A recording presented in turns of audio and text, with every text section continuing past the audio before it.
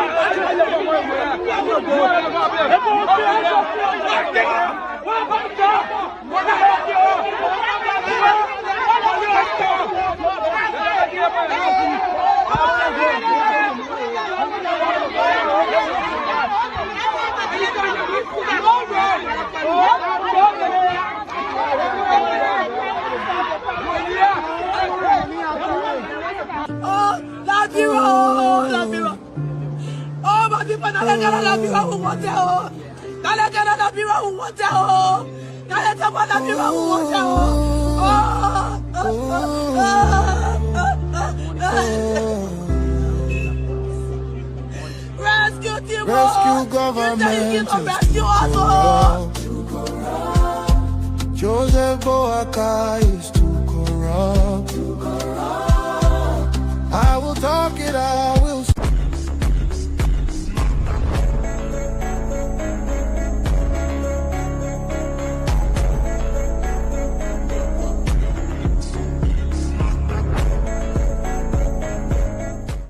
Breakdown.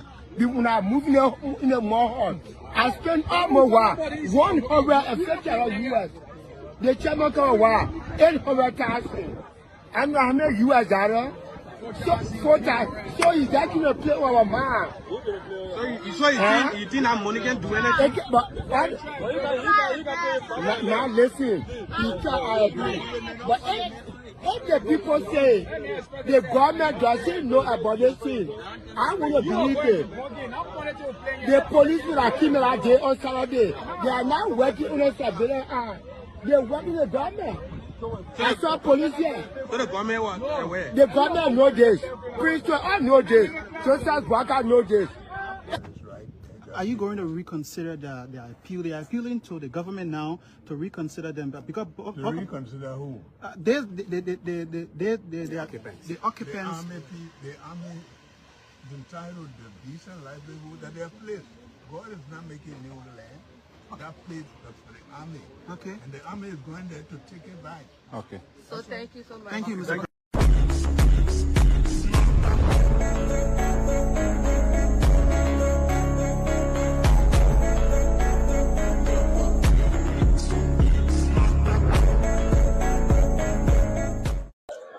Ladies and gentlemen, boys and girls, the law is the law. Here is Prophet Key.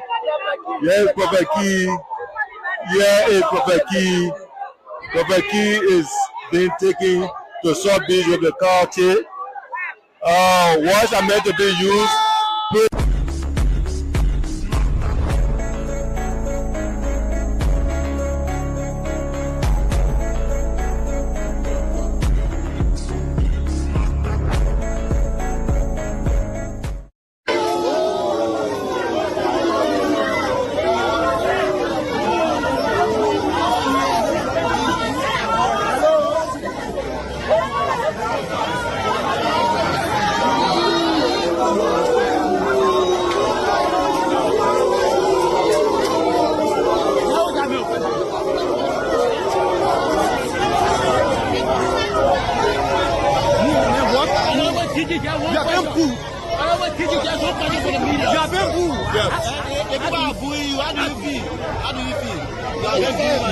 Well, I would say this. The most important message here is that the government has not decided.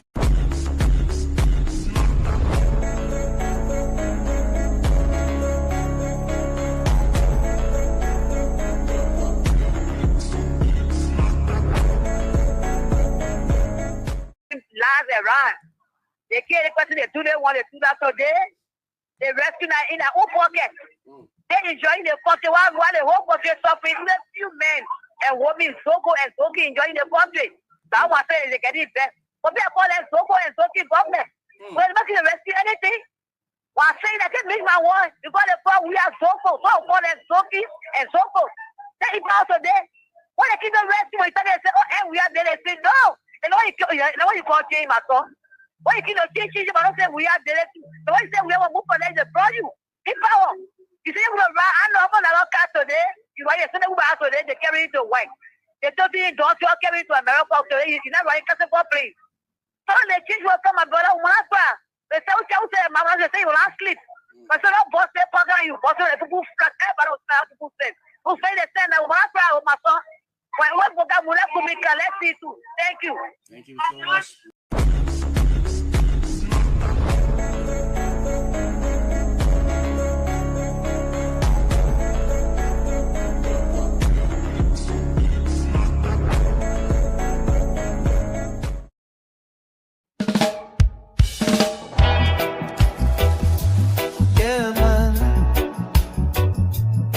To Crime Time Conversation, where the truth speaks and the people listen. From Cape Mountain to Maryland, from Nimba to Montserrat, the future calling Liberia.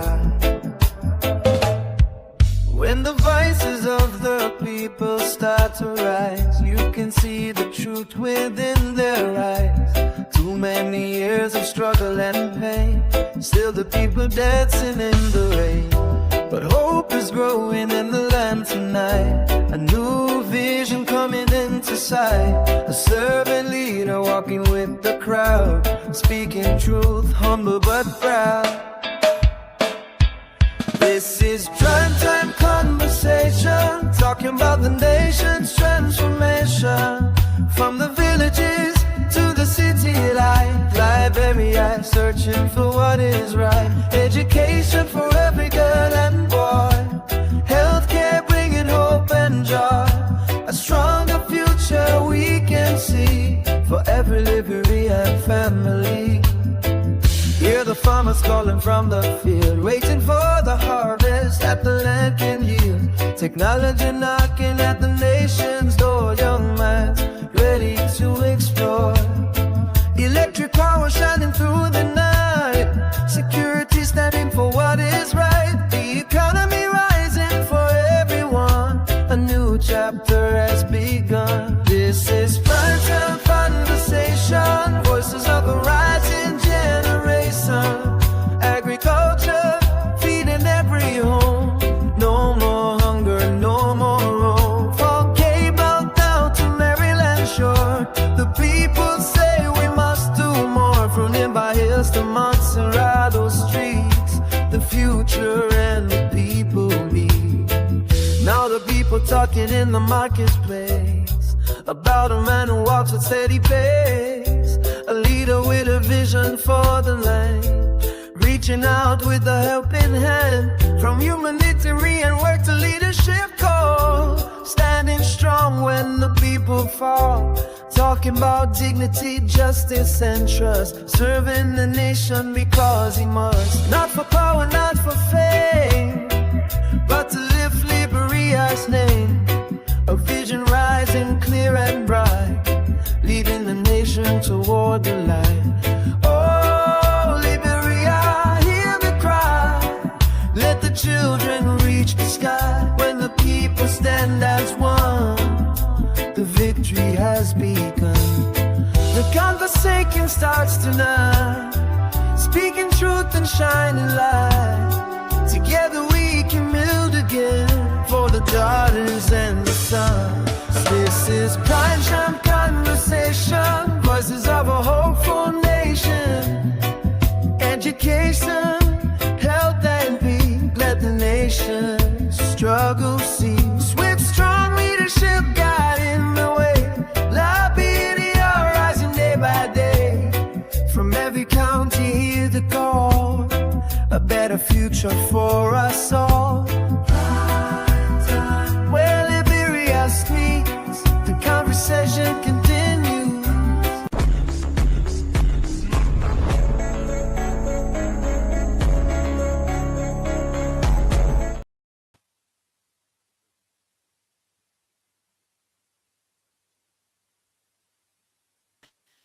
Hello, and welcome to Primetime Conversation. This is Dr. Pearson, and it's a pleasure being on your television this afternoon, on your radio.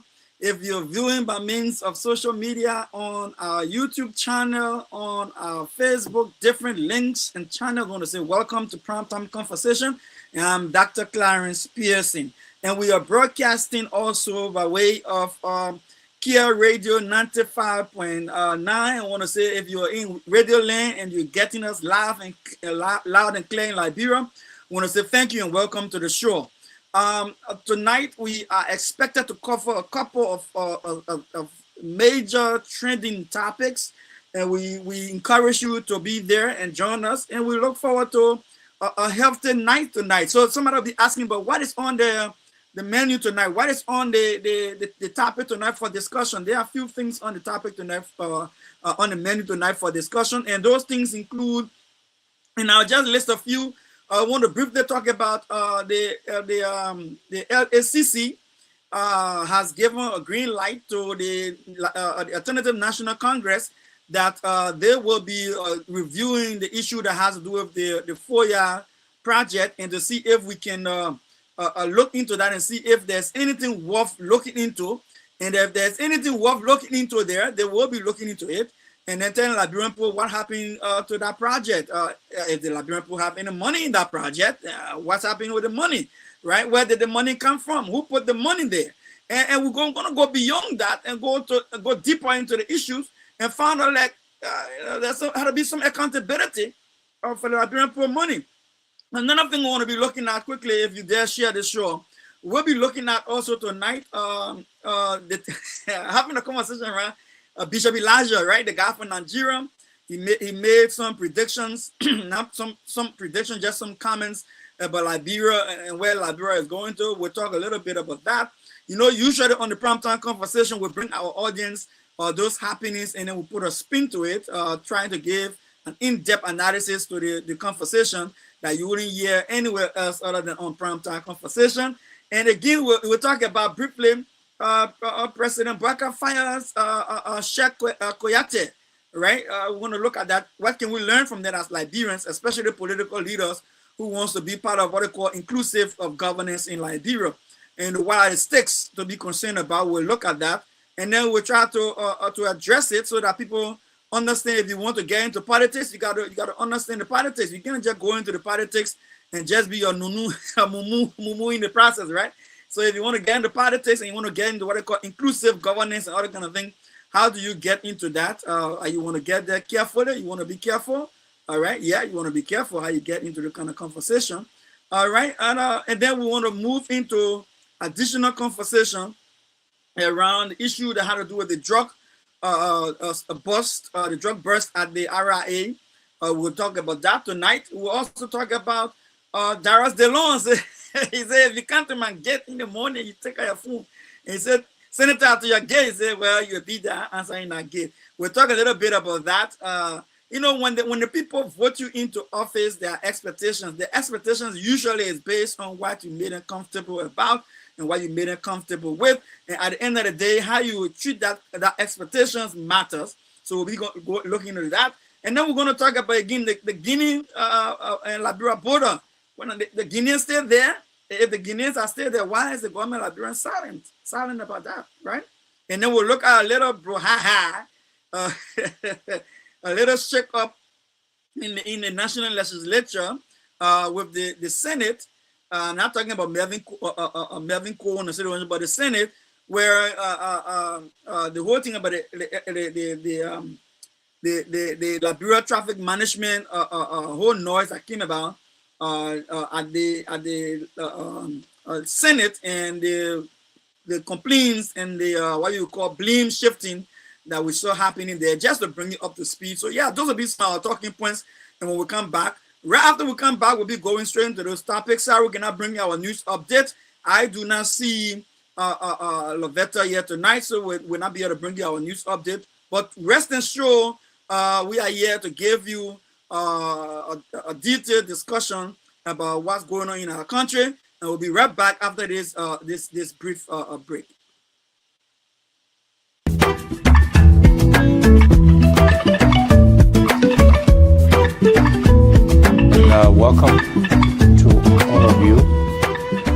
to meet, young Liberians. You all represent the future of our country. We came here to attend the Africa CEO Forum. So it's a forum of many CEOs from around the continent. I'm glad that all of you are in school. Some of you are finishing. We want to create the right environment in Liberia so that, one, we can improve our schools. So you don't necessarily have to leave to come to school. It's not a bad thing to come to another country to go to school. It's a good thing. But I wish we had the quality of institutions that they have here so that you don't have to do that. And most importantly, I wish the economy of Liberia was doing well so you have jobs to go to.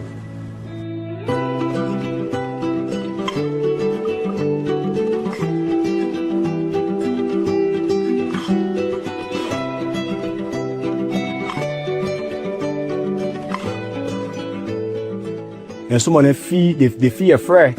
When they make you president, the usual thing will not be done. Yeah, the usual thing will not be done. The referral thing will be done always. So they feel like if we make Mr. Kumi president, our hand will be out of the, like the cookie jar. Will not be able to exploit the Liberia, will not be able to exploit our resources. Liberia is rich when it comes to resources. If you just take the resources that are in Liberia and bring it to this country, Mr. Kumi, the country will be far ahead of other European countries. I don't want to lie to you. Yeah, we have to use the resources that can be able to build our country. But our people sometimes they just misuse it, they just mismanage it for their family, and then they just reach and say, and then they just sit down. Sometimes we use a Bible or sometimes like sometimes I can't even wanna say, well, why Liberia can be like this country? Why? These people consist of students and professionals. Where I attended a diaspora return conference in Liberia, I had the opportunity to have met you. You took me as a child, as a son, and I want to appreciate you for the care. Also, during our communication, our conversation, you did promise the Liberian community Rwanda financial support for our sports tournament, and you did fulfill your promise. I'd like to appreciate you. When we took power as a leadership, we promised the community that we not the community do sports activities. So now, as we speak, we have almost 6 to 7 chapters within the Liberian community in Rwanda, and our chapter tournament is ongoing currently through your financial help. We want to appreciate you. And come Sunday will be our final games. So we appreciate you, and we hope the relationship continues. So thank you very much, and let God keep blessing you. Thank you.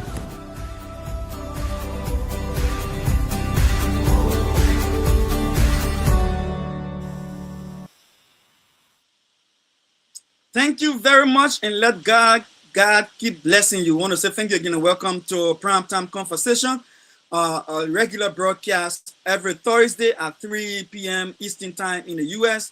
and in Liberia at 7 p.m. We also broadcast simultaneously on Kia Radio 95.9 in Liberia, West Africa. Kia Radio just informed us that they are trying to switch power. Once they're done switching the power, they will join us.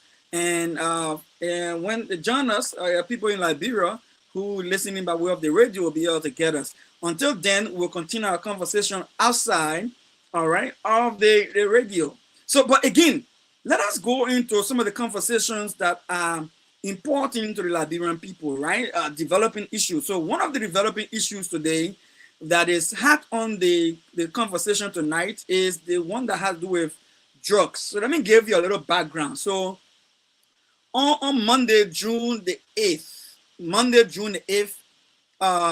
at the Rabas International Airport, the Liberia Drug Enforcement Agency was able to intercept, at least according to the officer in charge of the Liberia Drug Enforcement Agency, they were able to track down and seize 198 compressed plates of cocaine. And who is the OIC? Fitzgerald Biago. He is the OIC at the Liberia Drug Enforcement Agency. So they were able to have tracked down 198 compressed plates of cocaine. So what is 198 compressed plates of cocaine? So it is the cocaine powder that you know how when in Liberia, when like, we can go to Liberia, when coming back, we bring kaya, where you beat the farina and you compress it and you squeeze it together, and then you make it like a little cake, a little parcel, like small little boxes of cakes, and then you bring it when you come in on the plane. The same thing. So the guys then when they beat, I see myself looking at this, they beat the cocaine into a place like this, something like this, making it flat. All right, 198 compressed, what they call compressed pieces of plates of cocaine. Now the total weight of the cocaine that was seized at the Roberts International Airport weighed a total of 237.6 kilograms. So if you put that in money value, the money value of that level of cocaine that was arrested at the Roberts International Airport was around 19 million United States dollars, 19.2 million United States dollars. Now, what are we having this conversation? We're having this conversation because we understand that drug is an important issue in our country. A lot of our young people are being devastated by drugs. A lot of them are being hurt and losing their productivity and their viability as young people in our society. And not only that, but when you having the issue of drugs in the sub-region becoming a major problem within West Africa, where when they say trafficking, West Africa has become a hub, a transport link for major drug cartels globally to transport drugs. And unfortunately, Liberia has been under pressure to be one of those areas that folks try to use. All right. Somebody asked me to say, but in Liberian dollars, talk to us in Liberia. In Liberian dollars, how much is $19.2 million worth of drug? In Liberia, will be around 3.6 billion Liberian dollars. 3.6 billion Liberian dollars. So that's the amount of money put to this whole drug that was seized at the Roberts International Airport. So again, 198 compressed plates. Like I said, when I say compressed plate, they beat it down in the it's a dust. So they beat it down like my phone looking at, but take a little bit, take out in my phone, but beat it like that to put more together in one little package. 198 pieces of that packages, and the total weight of that drug is 237.6 kilograms, and the total value in US dollars is $19.2 million. In Liberian dollars is 3.6 billion Liberian dollars.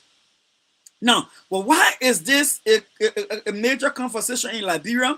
And for us to start that conversation, why is it a major conversation in Liberia? Besides that, our young people getting hurt by this whole drug issue, and besides the fact that West Africa is becoming a hub for distributing drugs, for people to transfer their drugs to other countries. For instance, this drug we are talking about, according to the LDA, through a press conference with the Ministry of Information, they catch the drug based on tip they received.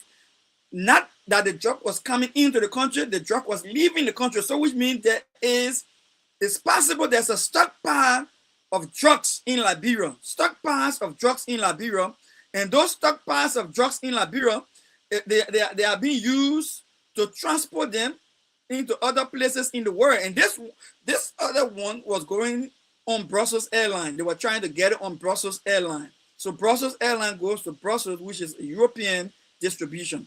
But here's the thing.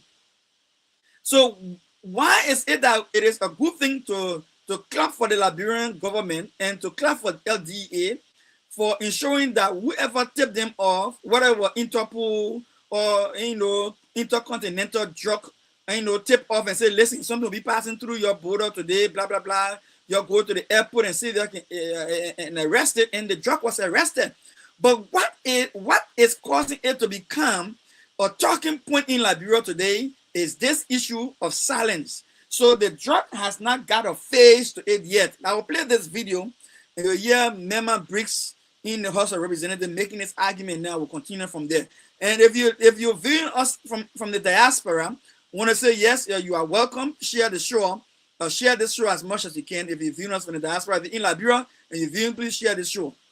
So a quantity of drug, 198 compressed plates of drugs, costing weighing at least 237 kilograms, value around 19 million US dollars. In Liberian dollars, 3 billion Liberian dollars value, is caught at the RIA. So why is it now an issue? Let's hear Member Briggs, and I'll be right back. Take us very well. This issue is very important to my colleagues. A few months back, I can say almost a year, a female was arrested with drugs, and the picture ran away from the airport was being printed everywhere, and the name was flagged up. Today, we have a consignment of drugs. Let me give you a picture of this scenario. I was at the airport on Monday. These drugs that we're talking about here is not that it was coming in the country. It was in the country, it was being cargo to ship on Brussels. This is the picture. The drugs were here and they are made with cargo to go on Brussels to leave the country. So I mean, we even got hospital. Stay here. Then the DA come to us. It's almost more than 72 hours. The person that carried the drugs, they arrested the person right there. And they gave them the link of the people that brought it and the people, the place they sending it. And they come and tell us they still investigating. They can't name the person. That is deceptive to the Liberian people. We can't consider it. Disciplinary. Mothers are crying every day because they cannot get nothing out of their children. The Brussels Air, the airport authority, the joint security that raided this particular thing, they must be made to sit here for us and tell us who are the beings again that beyond the thing that they're concealing it from the Liberian people. The fight of drugs is not selective. It must be done across everybody. So the fight against drugs is not a selective fight. That's Representative Member Briggs from District Number 6 making that argument.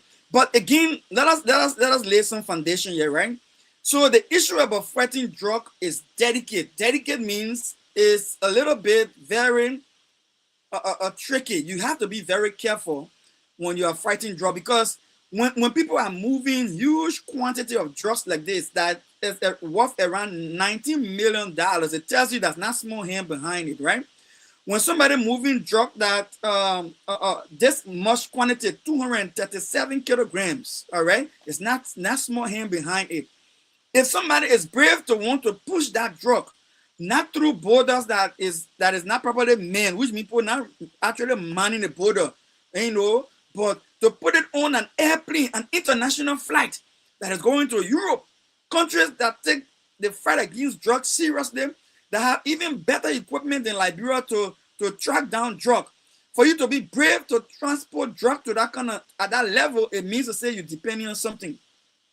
So what Member Briggs is asking here is that, now I understand this thing we're trying to fight drug. Our children are dying from this drug. It's a major issue. And we have had instances before where people who are caught with issue of drugs and things, they are placed on social media with camera. In fact, when you're going to search people home, you carry camera, your videotape and things like that. Then why I say this one, we have not seen any face behind this whole drug that have been caught at our. Then the issue of transparency comes in. Trust, public trust becomes an issue. Now, but what did the DEA boss say concerning this thing? He said the reason why they have not yet disclosed to the Liberian people the initial 6 people that they said they apprehended about these drugs, the first 6 people, the reason why they have not called their names yet is because they want to protect the integrity and the confidentiality of the investigation. What does that mean in criminal justice thing, right? So when you say you want to protect the integrity of the investigation, I mean to say, so you want to withhold the names of those you caught so that the people who they're working for will not know exactly who you got, who you apprehended, so they are not able to tie the loose end quickly. So take for instance, what do you mean when you say tie loose end? So for instance, if they know who the in DA hand currently, a few things could happen. One, they could go ahead, maybe silence them. Other big cartels can do that. I would say that this not be a small cartel. You can either kill them, unlive them, because on platform, I gotta be careful what the kind of word I use. You probably unlive them, which means you may take their life to silence them. You may silence them. Another thing you could do is that you could cut ties to them. Any kind of connection that will link you to them, you may start weapon evidence and clearing any path that will lead them back to you. One of the reasons why they will say I will protect the integrity of the investigation. Another reason why they could do it is that when the drug kingpins, the big people who got the drug and who are the big hands behind this, know who is in charge of these things and who they have, right? Because they may have several other people. Another thing that they could do is that they could begin to press button in the country to make sure that those individuals are actually smuggled out of the country, or they are kept from going through the legal process and getting caught so that the situation do not go back to them, right? But when it comes to confidentiality also, it means to say that it could also mean that there are other big hands who these people may actually be linking the whole thing to, that you don't want them to be exposed easily, because exposing them may maybe tip off other big hands that are involved in them. They may start running away. They may leave the country or stuff like that and start to hide themselves so that you cannot access them, you cannot get to them, right? So they want to leave you, from the investigator standpoint, they want to leave you guessing. I wonder who they got or who they catch. But again, the counter argument to that is this: as small as a country Liberia is very small, right?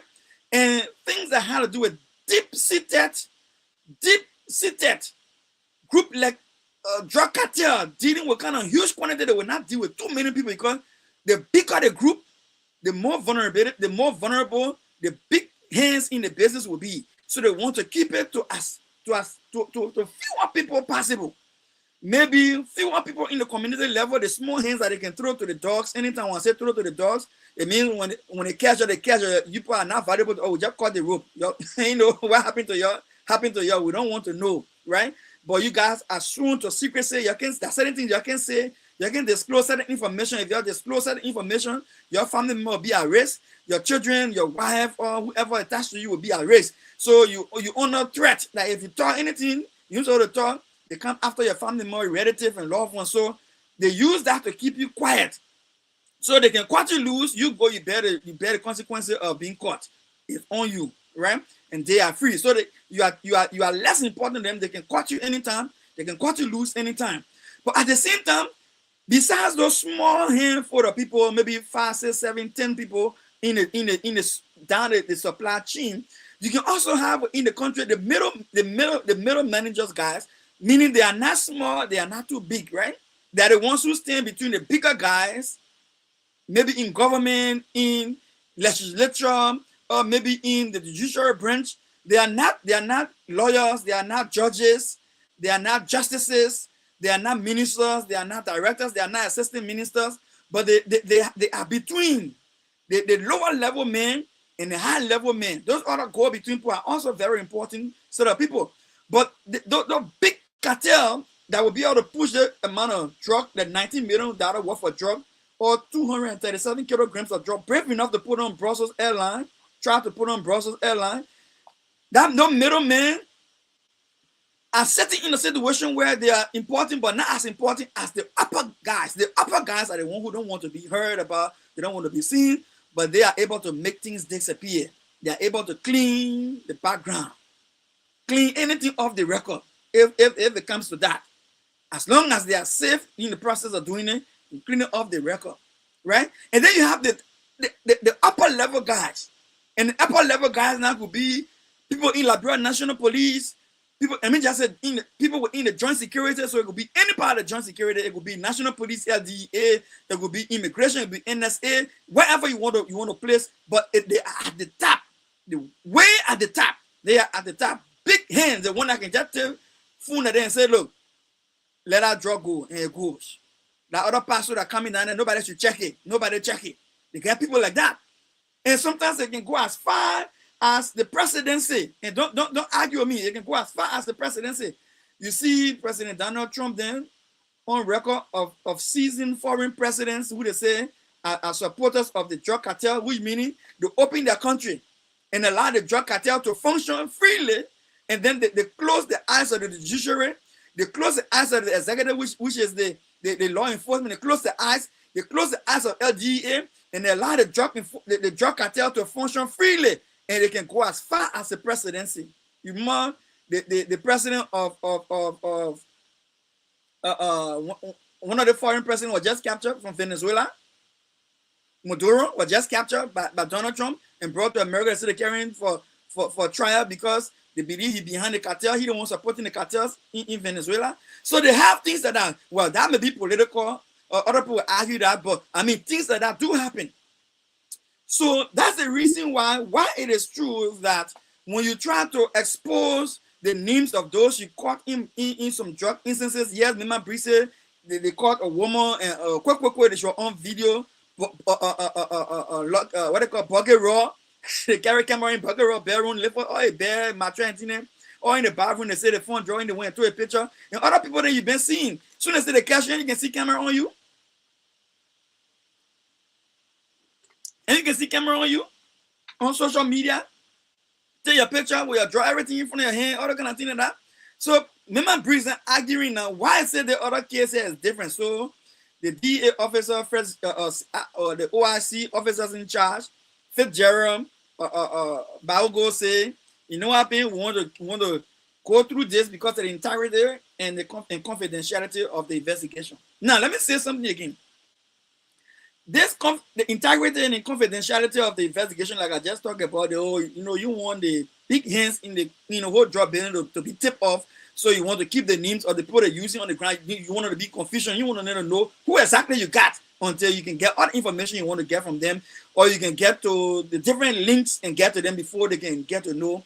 But again, here is the other side of the argument that Mema is making. That's why public education is important. Public education is important because if you want the public to trust you, you got to be able to communicate clearly. Look. The DA SOP means Standard Operating Procedure. Our SOP is not always to show off people who we catch doing drugs. Sometimes we may show them off, sometimes we may not show them off. Communicate that to the public. Let it be a public information that the public is aware about. So that the day happening now is not secret. But the way the DA been doing it here now, when they catch anybody small Liberian who get drugged, boom, they put it on social media, on video. On YouTube, on Facebook, right? They put it on the Facebook page. Everything LMP put on their Facebook page. Azada Marshall put on their Facebook page. Everybody, but when it comes to big hands, then everything go in coma. Then nobody explaining why it is happening. That is a problem. Now, why is it a problem? Because Liberia does have a history of people covering up drug cartels. Liberia does have a history of people covering up drug issues. And there are instances where major drug issue goes to court and walk free. People just walk away. No conviction.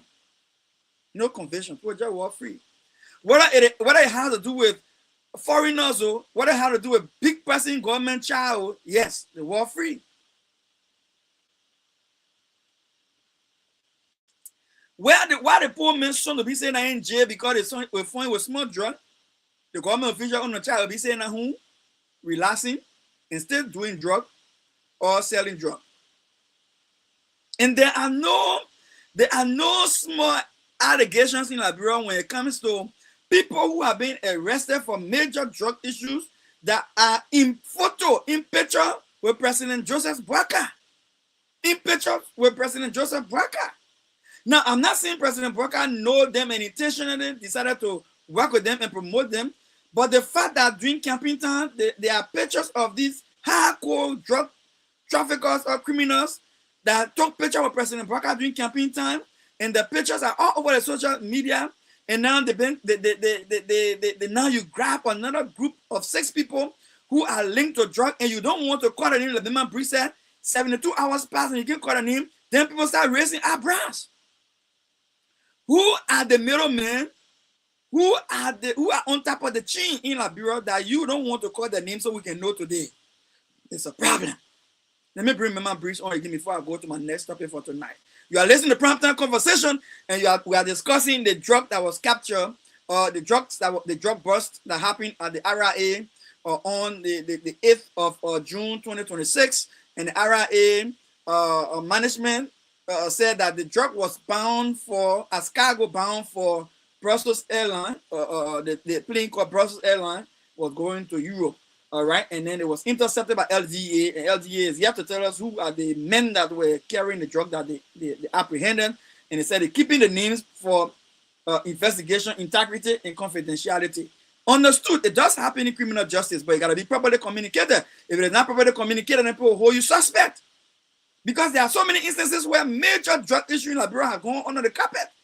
And so, yes, it is indeed true that in major big drug burst, people are careful not to spill the names of individuals who can not start covering up their tracks. But at the same time, Liberia is not a complex country to say, Liberia is big as the United States, 300 million plus people. So, the drug law will not know which one of the cartel member. But tell me, in Liberia, the minute LDA grabbed that drug, the owners of those drugs knew exactly who they grabbed. They knew exactly who they grabbed, because there will not be too many people in Liberia that they will be using. It will be few people that they will be using. The minute you grab that drug, the people who got that drug, the mean hands who got that drug, whether they're in Liberia, outside Liberia, who are in Europe or other places in the world, America or Ghana or Sierra Leone or Ivory Coast, wherever they're in Guinea, wherever they are, that network, they know exactly who they grab, because Liberia is a small cartel. It's a small space. It's a small space. Small space. Not much can be hidden there. So that whole thing about they want to do integrity, it's true it can happen, but it's suspect. Because at the end of the day, we are concerned. Are we trying to cover the face of the person behind this drug, or the big hands behind the drug? Are we trying to hide it so that when the name at this goes viral or comes on air, that you think there will be reprisal, there will be rejection of those people who want to hurt their families? Now, cocaine is not the kind of cheap drug that ordinary Liberians can afford. In fact, that's why you see it going on in Liberia. That's why you see it going. If Liberia had a kind of market for big drug like cocaine, they won't be leaving Liberia. It will be right in Liberia and be distributed. Liberia does not have the kind of market for that kind of drug that big people can use the kind of drug. People who got money. That's why you see the value of the drug for 198 cake of it. 8 bricks, 8 plate, cake of it. The cake, the small basket of it. 198 of it. Just 198 pieces of it. Costing over $19 million. Why would they take $19 million from a more ordinary Liberians to pay for that kind of drug? No, that big hands behind this thing. Let me breathe and move on to the next one. Very well. This issue is very important to my colleagues. A few months back, I can say almost a year, a female was arrested with drugs, and the picture right away from the airport was being printed everywhere, and the name was flagged up. Today, we have a consignment of drugs. Let me give you a picture of this scenario. I was at the airport on Monday. These drugs that we're talking about here is not that it was coming in the country.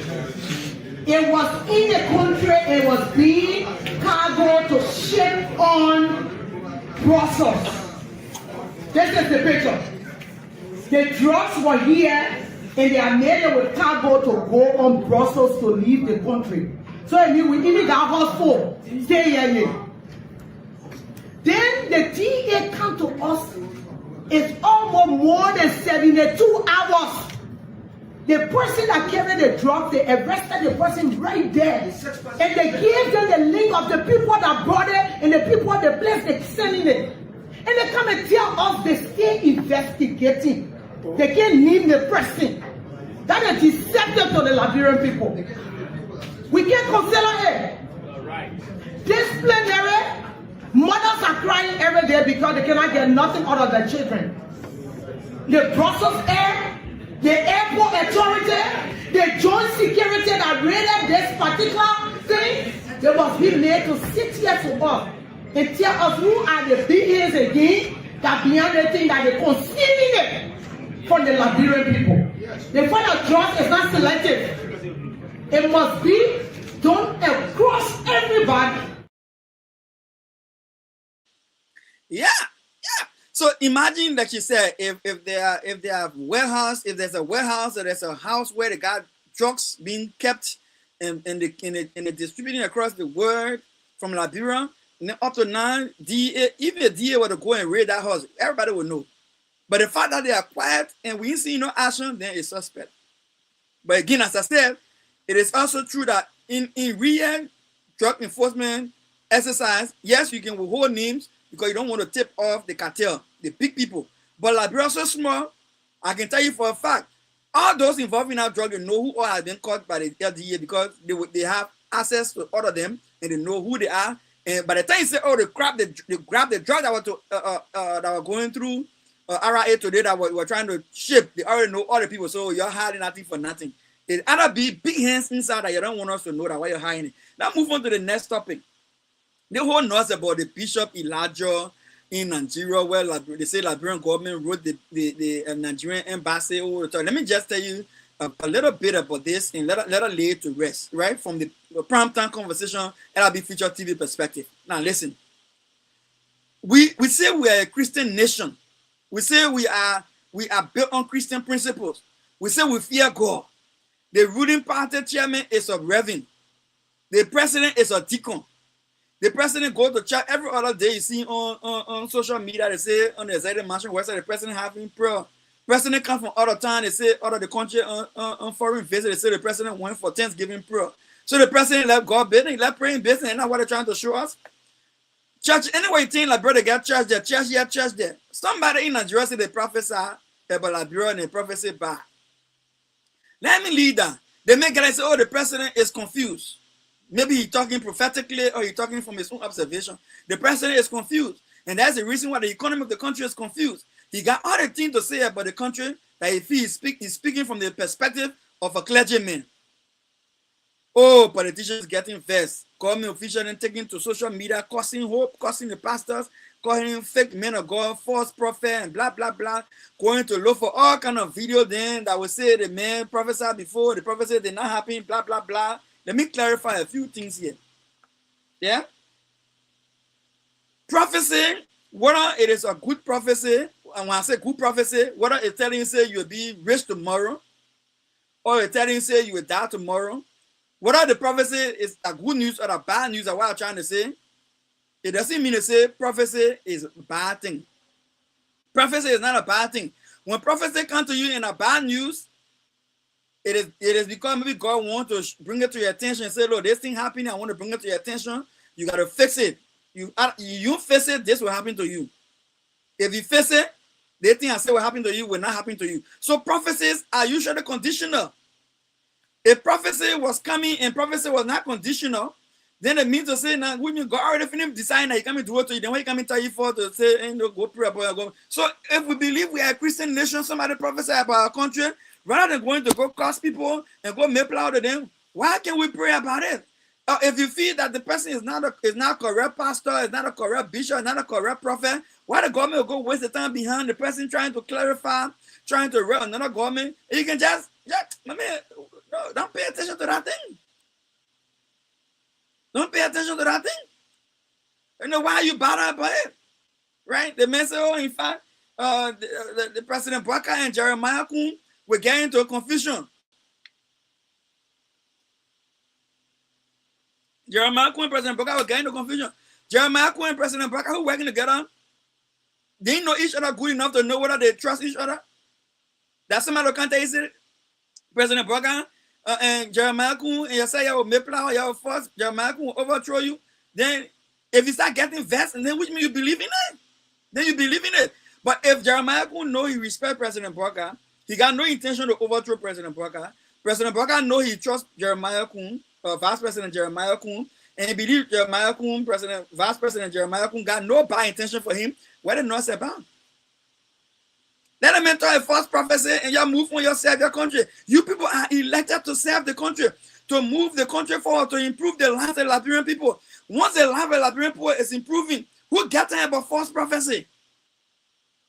Who gets time about false prophecy? Right? Now let me say another thing here.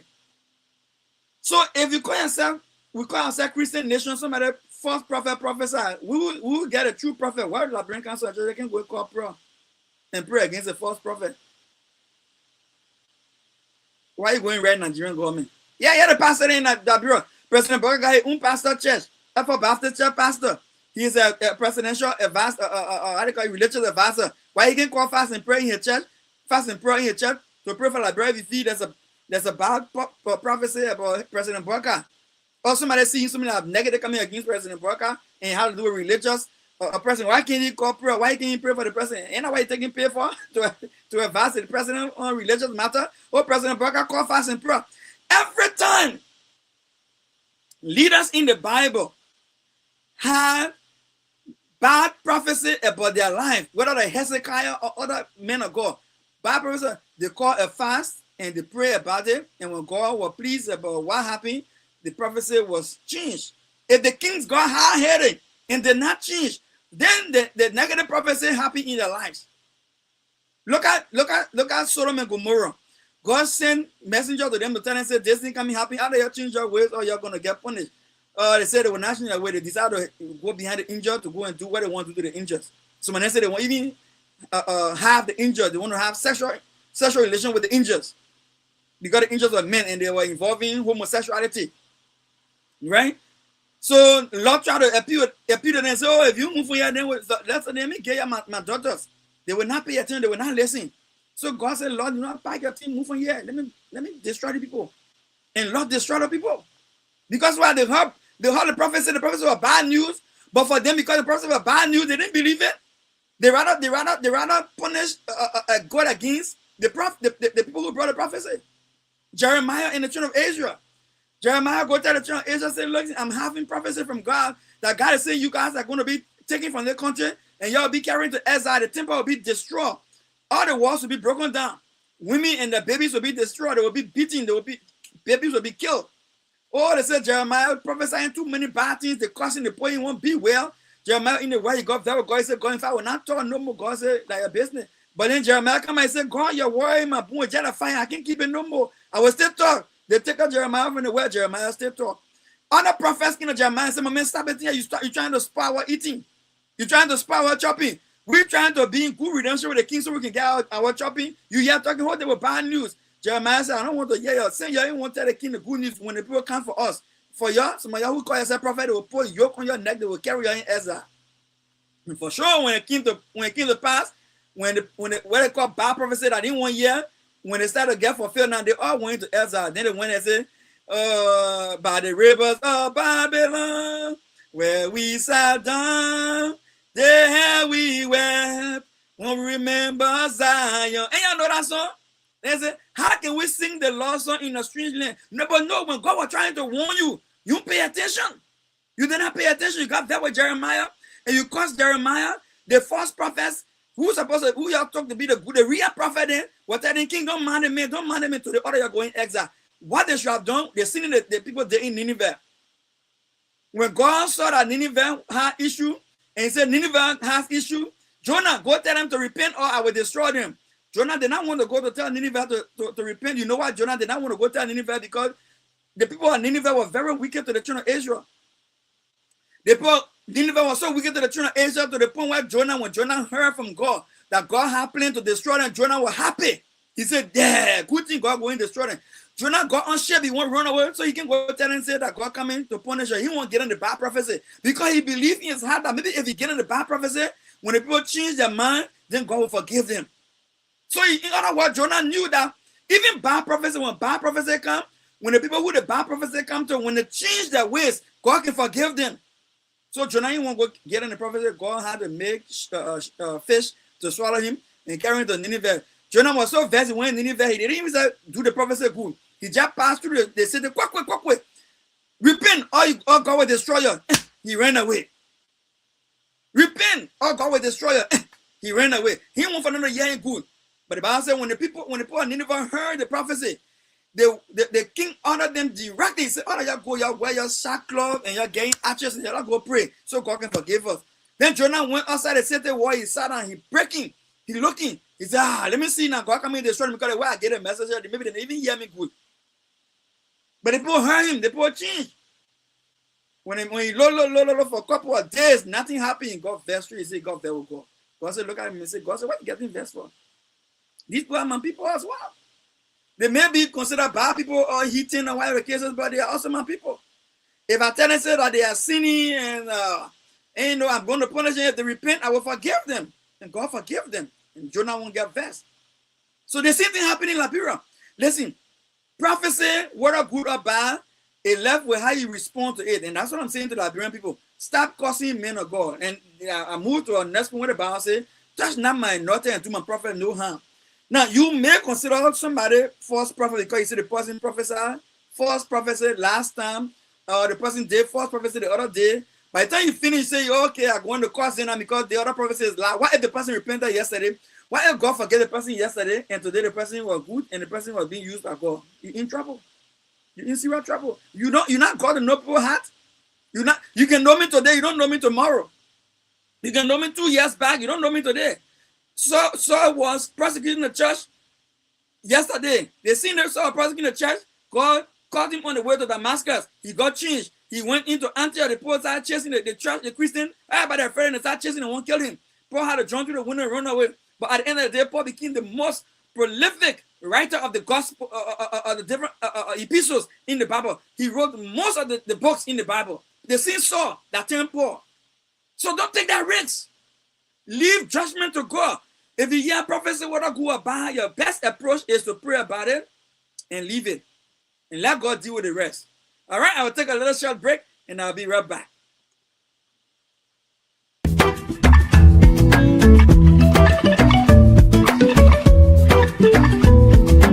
Welcome to all of you. It's good to meet, young Liberians. You all represent the future of our country. We came here to attend the Africa CEO Forum. So it's a forum of many CEOs from around the continent. I'm glad that all of you are in school, some of you are finishing.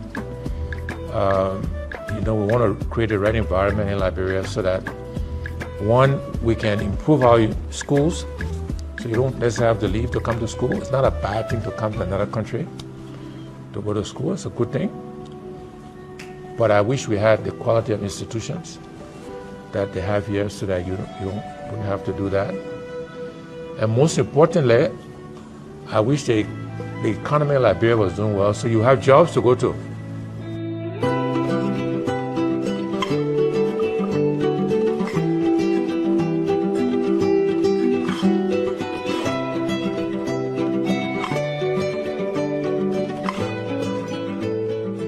And some of them feel afraid. When they make you president, the usual thing will not be done. Yeah, the usual thing will not be done. The referral thing will be done always. So they feel like if we make Mr. Kumi president, our hand will be out of the, like the cookie jar. Will not be able to export the Liberia, will not be able to export our resources. That's very rich when it comes to resources. If you just take the resources that are in Liberia and bring it to this country, Mr. Kumi, the country will be far ahead of other European countries. I don't want to lie to you. Yeah, we have to use the resources that can be able to build our country. But our people sometimes they just misuse it, they just mismanage it for their family, and then they just reach and say, and then they just sit down. Sometimes we youth a baffles or sometimes like some that can't even say, well, why Liberia can be like this country? Why? These people consist of students and professionals. Where I attended a diaspora return conference in Liberia, I had the opportunity to have met you. You took me as a child, as a son, and I want to appreciate you for the care. Also, during our communication, our conversation, you did promise the Liberian community Rwanda financial support for our sports tournament, and you did fulfill your promise. I'd like to appreciate you. When we took power as a leadership, we promised the community that we will not the community do sports activities.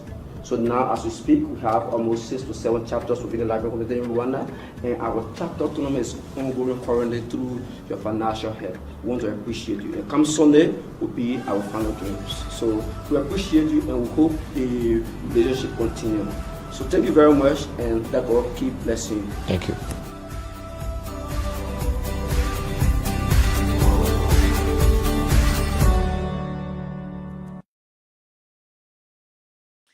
Thank you very much, and let God keep blessing you. That was Mr. Alexander Cummings within Rwanda when he went there for the CEO International Conference.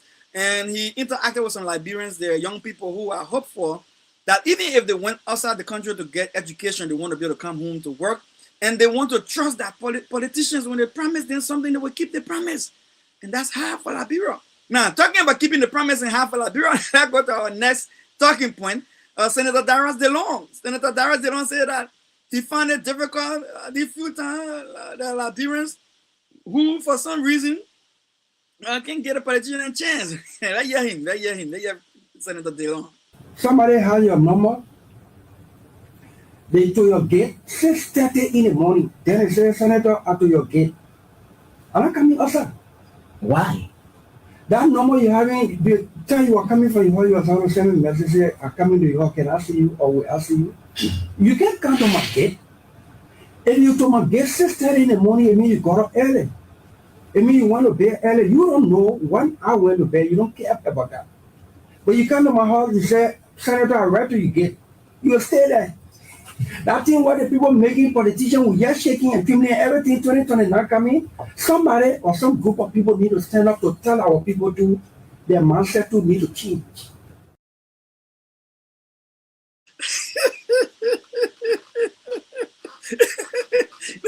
The things are too funny to me. The things too funny. If you are listening, you are viewing Prime Time Conversation at LIB FutureTV, and we come to you live every Thursday at 3 p.m.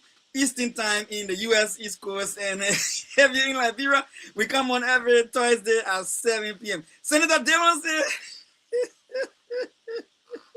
Senator Dillon said, you know, he can be sleeping. He gets your phone, he put a phone to ear and say, oh, but Senator, after your ghetto, he said, what's this like? He said, and I want to play that again one more time. Just listen one more time. Just listen one more time. Somebody has your number. They to your gate 6:30 in the morning. Then they say, Senator, at your gate. I'm not coming outside. Why? That number you having, the time you are coming from you are sending a message, say, I'm coming to York, can I see you or will I see you? You can't come to my gate. If you to my gate 6:30 in the morning, it means you got up early. It means you want to bed early. You don't know when I went to bed. You don't care about that. But you come to my house, you say, Senator, I read to your gate. You will stay there. That thing what the people making politicians with just shaking and criminal everything 2029 coming, somebody or some group of people need to stand up to tell our people to their mindset to need to change.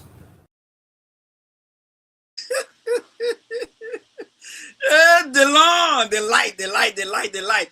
Now let me make something clear. DeLong is one of the best lawmakers we have in Liberia.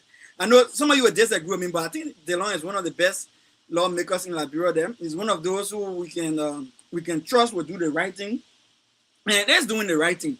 But let us be frank here. You see, our oppo used to say the way you make the bed, how you lie on it, right? So in other words, the way you need people to get used to, excuse me, that what you get when the time comes. Now, let us make a few things clear.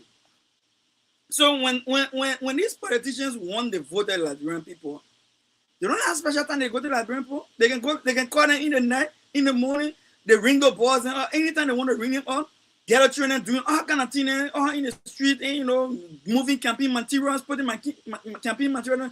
So don't you get used to the fact that when Senator Dillon was trying to be senator, we don't want everything for him to get there. For example, we don't want motorcycles. Say we don't want help to buy campaign material. In fact, we printed our own T-shirts and things.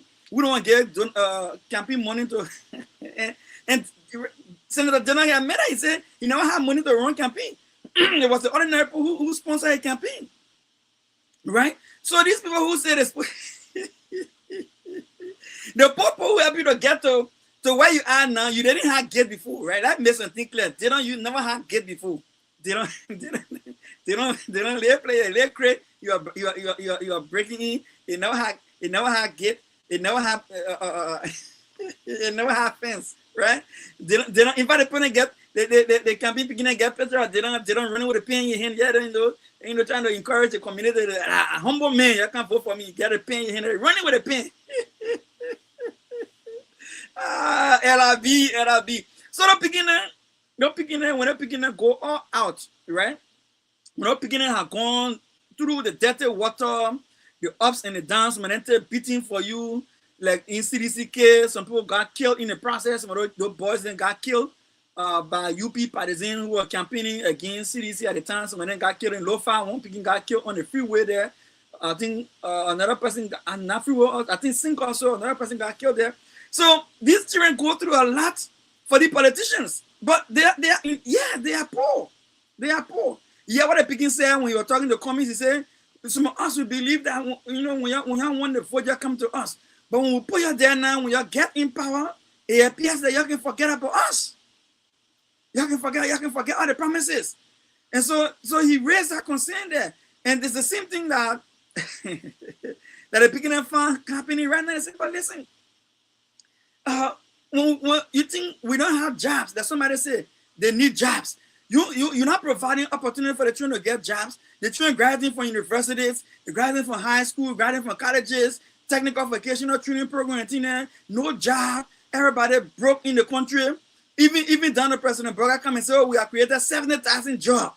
We press them. They come and say, oh, the 70,000 jobs the president talking about, that wheelbarrow market ball, that water setter, that pimping rather than they bring that kind of fiasco lecture to the Liberian people. Then why you put it in the State of the Nation address, you get put 70,000 jobs. They're not gonna think you call jobs. The people ain't got jobs. So because the people ain't got jobs, they ain't got any means of sustenance, that they go to the very people who they see living large. You got big salaries, you riding fancy cars, your horse that never used to have fence before now, you finish buying new land, maybe multiple lands, you now build multiple houses, the new house you move in, and say the king senator, your house now you build a big fence around a big gate. And I can remember when they put brother Senator Dillon, you never had gate before, you never had fence before. Why you build gate, you build fence? He said, listen, now before I became senator, I was at a different level. I never needed a level of security I needed at this time. So fair enough. Because of my status in society now, I need security. And because I need security, I need fence. I need a better house that will match my portfolio in society. And now with that better house now, it comes with fence. That better fence now come with gate. That gate now come with security. Because I'm a senator. I'm involved in leading the country and I gotta be protected. Even though I say I will not take any expensive car, but now I will ride an expensive car because I was not there before. Now I know what it means. And you know that you need to be presentable when you're representing your people. So all the excuses were made now. The poor people come and say, Senator Dillon, after your ghetto, when our campaign time, that gate will be open. When our campaign time, that gate will be open 24/7. That gate will not close. Not only will that gate be open 24/7, even when that person can say, oh, Senator, they don't hungry. So yeah, the kitchen open 24/7. You're cooking there. You're doing the talking. You're forced you there. You go behind there, you go eat. And you want water. Oh, the kitchen open. You know, I'm a humble man. My whole house open. You can pass through the front. You go to the kitchen. You take water. You go drink. That's how you'll be doing. But now, you can't different. They say they threaten you with 2029. It's a pattern. Now somebody stand up to them. Because that thing they can be doing. Everybody threatening our 2029. Threatening our 2029 will be trimming. So with me, you're trimming. You know you're doing wrong. When you're trimming, you know you're doing wrong. Now let me clarify something here. Liberia is harder today than it was the last 6 years. Liberia is harder today than it was the last 6 years. Harder today. Listen, Senator Dillon, you complain that somebody come to your door 6 o'clock. My own, I can get call and messages 2 a.m. in the morning, 1 a.m. in the morning, 3 a.m. in the morning, 4 a.m. in the morning. If I open my phone and show it to the screen now, I can show you multiple messages of people who need my help that I can even keep up with. Let them messages every other second, every minute. Somebody asking for something. So now you give. Yes, you see a same wave balance sheet. You surprised the kind of money you're giving out. To the place where the federal government was saying, for now, before you can send some more money in there, we'll give you limit. You can't send a certain limit every month now. They're restricting us. You can't send any money after this amount. You can't send some more until the next month before you can send some more money again. That's something happening to some of us. Then our own money, not private money. Then what's about y'all who get public money? The people money where they They pay the taxes what they give to you. And then you complaining? Maybe that's why I would say to Senator Dillon, Senator, you one of the good senators in Liberia there. You one of the good legislators in Liberia there. I encourage you to one thing. If you continue like this, let me say it to you clearly, if you continue like this, you will lose vote in 2029. You will lose vote in 2029 if you continue like this. Because let me tell you why you lose vote. The people will not be concerned about the fact that you're trying to beat sense into them. Like you see, somebody got to beat sense into them. They are not looking at the fact that somebody got to beat sense to them. They are looking at the reality of their hard time, their hardship they're in, that the hardship they are looking at. They're not looking at your discomfort. Because for them, your discomfort that you need sleep cannot be compared to their discomfort that they don't have food on their table for that child in the house that are going to bed hungry. You sleeping and the child going to bed hungry. To them, the two discomfort does not match. They feel that their own discomfort is of higher significance than your own discomfort. That man who went to your gate that morning said, Senator, I'm at your gate. Maybe he went because a child was going to take a final exam because school coming close and coming to take final exam. And they need that final school fee to be paid before that child can take that exam. They said, let me go to Senator Dillon. Maybe he can. I never asked him before. Let me go there. At least this time when I ask him, maybe he will say yes. Let me go there now and go ask him. The person can be that the person first time coming to beg you out of the other 50 people who came to you before. And you let that one person down. That one person you let down was the one person who may have come to you for the first time. All the other people have been coming to you before. They were not there. And the time the person came to you was so early because of the importance and the degree of the person need that make them to wake up that morning and say, you know what happened? This thing is so important to me. Let me go to the senator house sooner so that I will not miss him. Because if I miss him, I will be in deep trouble if I can't solve this problem. So there are so many things that we play into that thing, Senator Dillon. So think about it carefully. Let me advise you. That's what you do, then I can do it too. I will test you. I see your request, but sorry, I cannot help you at this time because I have other issues that I've already dealt with, and I don't have the means right now. I beg you, maybe next time. They're good. You gotta beg them and say, I beg you, Jack. I beg you, let the one pass. And next time I will see what I can do. But right now, it's easy on me too. Be honest, be fair with the people, be fair to them. Now, if that call, stay on the call, be polite. So yeah, this is Senator Dillon. I received a call. Sorry. I mean, I know you at the gate, but even if I come outside right now, I don't have nothing to give you because it depends. Say yes, they come outside. Call the security, come outside. Your constituents, your people, come outside. I'm with the pastor. I'm with the pastor work. You come outside. You public servant. Come outside to your people. Tell the person when I'm amazing. Tell the person to the gate because you get security. Bring the person inside on the porch, or maybe they're inside on the porch. And, move your sleeping face from their counsel. I say, I hear you. But listen, I just even enter my house. It was around 2 in the morning, 3 in the morning when I enter. The time you came, it's not a good time. And besides, I don't have a lot of money to give you right now because how issue I just took care of. I beg you, give me time. Let me hear what is this emergency like? Do you have time that I can take to it? And at least say something. And even you will say no in a way that will not hurt you 2029 because Senator Dillon to be friend with you. I have to want you to remain in our Senate 2029. I push your line 2023. I traveled to Liberia. I went to my churches and I pushed your line. I didn't go in the church to run campaign there, but I get reason why you are a better candidate, right, for the role. And so for me, I think you are going to be losing face if you continue to respond like that in public. I think it was a slip. It was a mistake. Don't do that again, Senator Dillon.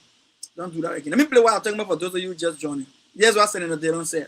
Somebody has your number.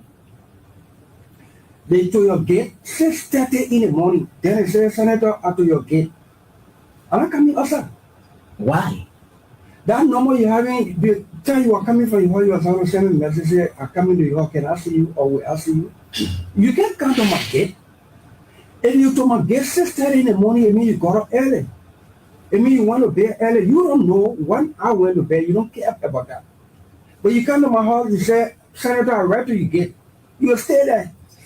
That thing what the people making politicians will just shaking and criminal everything 2029 coming. Somebody or some group of people need to stand up to tell our people to their mindset to need to change.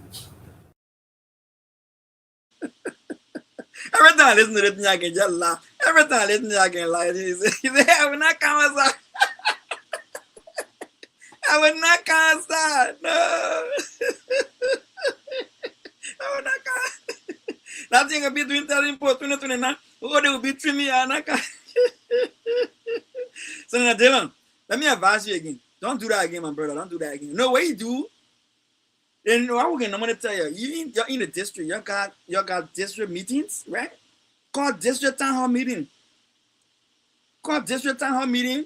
And then the scene where you're talking here now, if you're talking in the district town hall meeting, people will laugh. You know, you will laugh. You will chat about it. It will not be as serious as it sounds right now. It will not be as demeaning as it sounds right now. The people are suffering. Senator Dillon, the people are suffering. And you know that. I know you know that. Right? I know you know that. I know you know the people are suffering, Senator Dillon. I know you know that hardship in the country has increased. I know you know that. And there are so many reasons for that. Petty business, not running like before. And even if the people got a small petty business, PCC, I mean, City Corporation, especially in that area there, they're chasing people taking their business from them. MCC, people in Central Moravia area taking their business from there. Motorcycle picking who used to ride certain place to get money can ride there. Keke men who used to ride certain place they can ride there. The men who want to do keke or motorcycle insurance, giving them hell. Unnecessary money on insurance that they can never get benefit for, giving them hell. You should have had to do a registration too high, giving them hell. Other requirement for this and requirement for that too high, giving them hell. US rate up, gas price up. I mean, the country is hard, Senator Dillon. I know it too because I told you I get a lot of requests myself. I try my best to do what I can do. The one I can't do, I said, look, sorry, I can't help at this time. I can't help at this time. Can you imagine somebody sending me requests for $1,000+ for graduation? Somebody sending me money for medical bill for over $300, $400 US. Somebody asking me for help to go do a college graduation with helping money. Somebody asking me for full money. Can you imagine? In Liberia, it's not easy. And I'm not telling you to say, I'm telling you saying that I personally going through. So yeah, do town hall meeting, express yourself in the town hall meeting, or sit for people, hear them out if you must, because that's what you are there for. And if possible, Senator Dillon, go the extra mile. For better future, support Mr. Cummings. For better future, support Mr. Cummings. This is the primetime conversation. You are viewing primetime conversation on what we call the LIB FutureTV. We're supposed to be live on Kia Radio FM 95.9, but I'm hearing some challenges with our radio station in Liberia. If they are on, then good luck with that. But I don't see them online with us right now. But if they are on, if they are carrying us, then so good luck with that. And I pray that if you're hearing us, then thank you for joining us. But again, if you're on primetime conversation, and you are on Kia Radio 95.9 FM, I want to say this. Today, we cannot do our scratch card call in because we are not on the radio. The scratch card call in, we don't have any contact with our producer in Liberia on the radio. And the contact for the radio that I was talking about to give you the scratch card, all those scratch cards are local numbers, all right? So we can give it to international callers. So then there's no need for me to call the numbers of the scratch cards. So I want to apologize to you and say, listen, as soon as we can get our technical issues settled with Kia Radio FM 95.9, the next time primetime conversation is up, you will have that opportunity. But before then, let me give you this a little bit of this music from primetime conversation. I'll be right back. Yeah, man. Welcome to primetime conversation, where the truth speaks and the people listen. From Cape Town to Maryland, from Nimba to Montserrat, the future calling Liberia. When the voices of the people start to rise, you can see the truth within their eyes. To Too many years of struggle and pain, still the people dancing in the rain. But hope is growing in the land tonight, a new vision coming into sight, a servant leader walking with the crowd, speaking truth, humble but proud. This is prime time conversation, talking about the nation's transformation, from the villages to the city light. Liberians searching for what is right, education for every girl and boy, healthcare bringing hope and joy, a stronger future we can see for every Liberian family. Hear the farmers calling from the field, waiting for the harvest that the land can yield. Technology knocking at the nation's door, young minds ready to explore. Electric power shining through the night, security standing for what is right. The economy rising for everyone, a new chapter has begun. This is prime time conversation, voices of a rising generation, agriculture.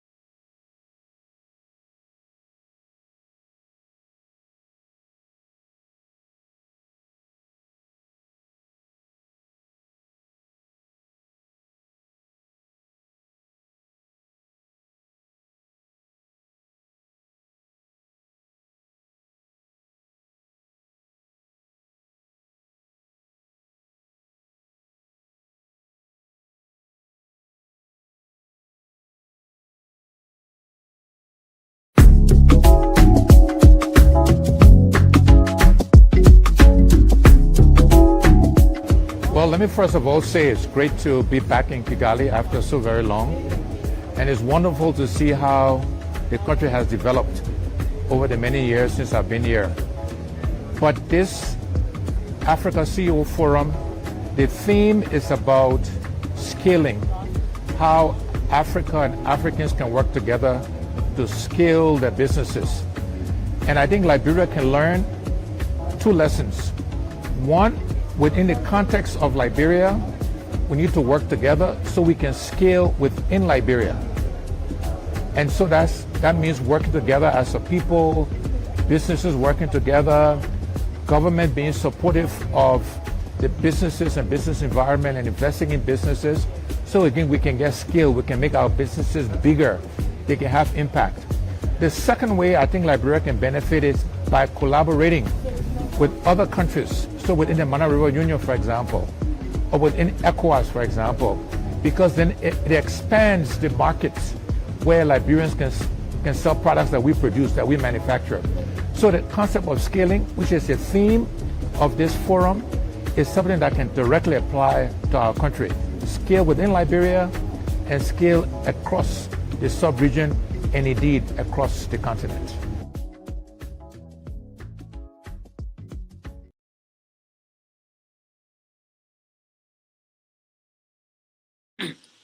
So Mr. Cummings is talking about scaling. So what Mr. Cummings is talking about, he was attending the CEO Business Forum. It was an international forum conference where leaders go to speak, right?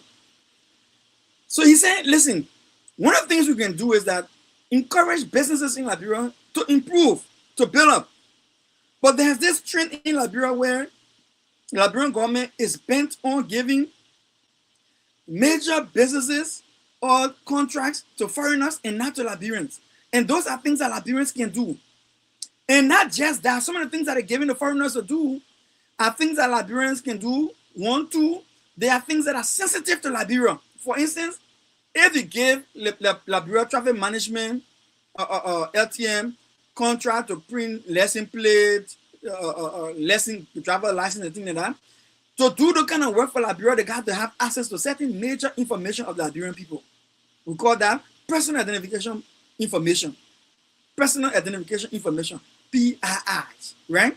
So when you do that, you put information into foreign hands. And what happens is that even in America and other places, they protect the kind of information. People can abuse it. People can sell your information. People can steal your identity, and a lot of things can go wrong. So the particular case in point that I'm trying to bring up here is that the transport ministry used to print lessons, driver license, and do lesson plates. We never used to have any problem. We hear no noise in the country about whether they can do it or they ain't able to do it. Now one day they came and complain and say, "Oh, we ain't able to print lesson plate." Now one day they didn't come out and say, "Oh, we able to print driver license." When it was time to get lesson plates, they were printing lesson plates. When it was time to get driver license, they were getting driver license. I don't think it was 100% perfect, but they were doing the job, and we all never had any emergency with the issue in Liberia. And besides that, they were contributing to the national budget, and they had Liberians employed and working under them that get jobs to do. We're talking about create jobs. Mr. Cummins said in this video I just played, he said, when you see things like that, even if it's a private or public business, so when you see things like that, one thing I want to advise, bro, scale it up, which means make it stronger. Make it stronger. Because when you make it stronger, we can employ more people. If you make it stronger, productivity can increase, which means what you produce, you can produce more. And he even said, then when you start producing more, he said that you can even start exporting your expertise or your product outside. I said expertise because sometimes you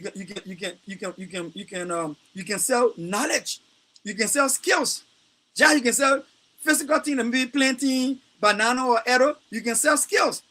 You know, in Liberia, you can hear about consultancy. Where you go to Ghana, you bring someone, a man with idea to do project proposal or to do strategic plan, and then you pay for your idea you spend in the country. So yeah, if you develop skills in Liberia, those skills are transferable as well. Well, so he's saying, look, scale up, give people more money, get access to more money to. If Liberians are trying something, he said, improve on what they're doing. Don't take it away from them, give it to foreigners. So when they took lesson place production and the production of driver lessons, critical information like those, and we give it to foreigners. Next, then they come back now to hunt us. Those foreigners then too, they playing Koyokaya and Kuyukuyu. Maybe the initial capital they had to put in the economy, they went and faced things to bribe Gregory Coleman away, allegedly bribe Gregory Coleman away.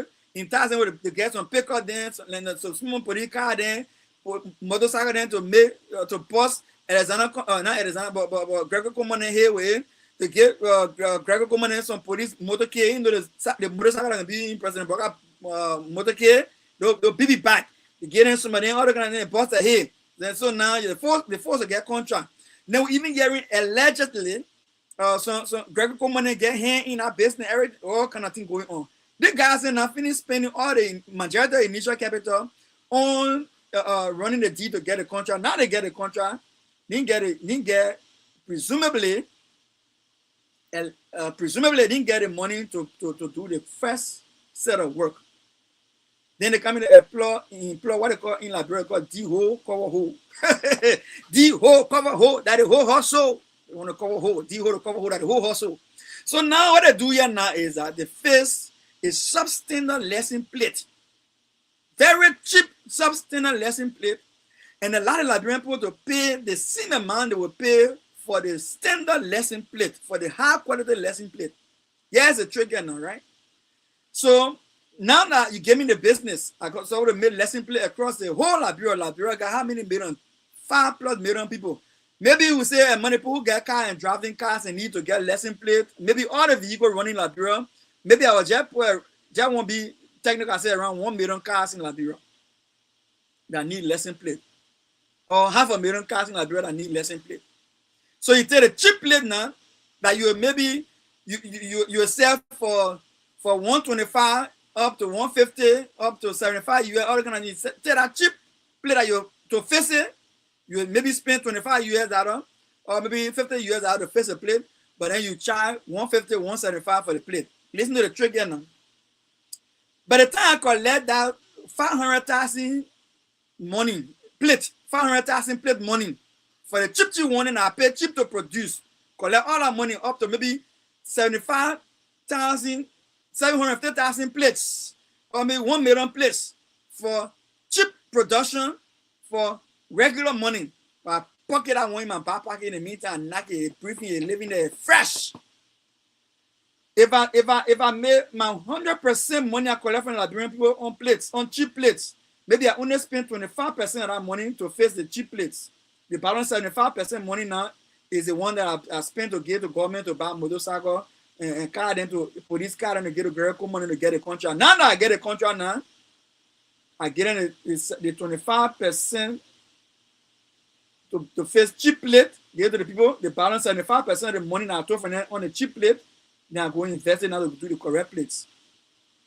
But meantime, when I'm going to put the 75% of the money I took from the Liberian poor on the cheap plate to put in the business, I will still charge them for the new plate again with the same high amount of money. When I do that, my first 75% that I save from the cheap plate I made, plus the new 100% money I collect on the new place, that the correct place now, after I've finished everybody's salary, that 175% money in my pocket right there. If I that 175% money in my pocket right there, if I take to maybe 75% of that 175% to face the correct play now, I still level 100% profit. The whole cover hole, that the whole hustle. The whole cover hole, that the whole hustle. I face the cheap plate, collect 100% of the money, and spend 25% of the money to face the cheap plate. Keep the 75%. I come back now when I finish making noise, I come and say your salary or everything, and they say I go and face a good plate now. Time to face a good plate, my 75% money say now a breathing. I charge you a new 100% money for the plate. You bring the 100% money for the plate. I added to my 75% money for the plate. 175% money in my pocket, breaking. I use 75% with 175% money in my pocket. I go face the correct plate now. The balance 100% of my profit. From there on now, every time I go do my work now, I add in that profit up. But the initial plate I sell to the Liberian people, it was cheap, giving me additional money to go do the real work. What does that say to the country? It says that we are being duped. People playing for one now with the country. And when we do the kind of thing, at the end of the day, what happens is that it comes back to haunt the country. Then we start throwing blame. Oh, that CDC did it. Oh, no, that UP did it. So that year, doing the CDC did it, UP did it thing. That year, watch the video.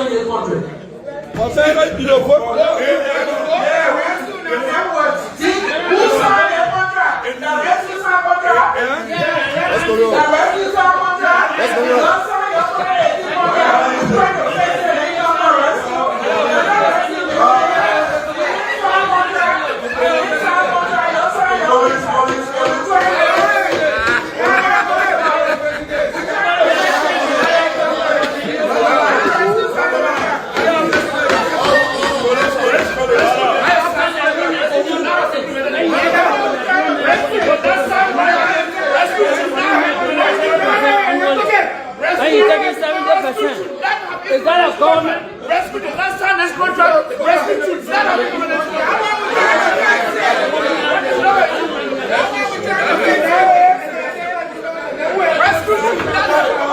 rescue have no right to the contract on this side. No right. No right.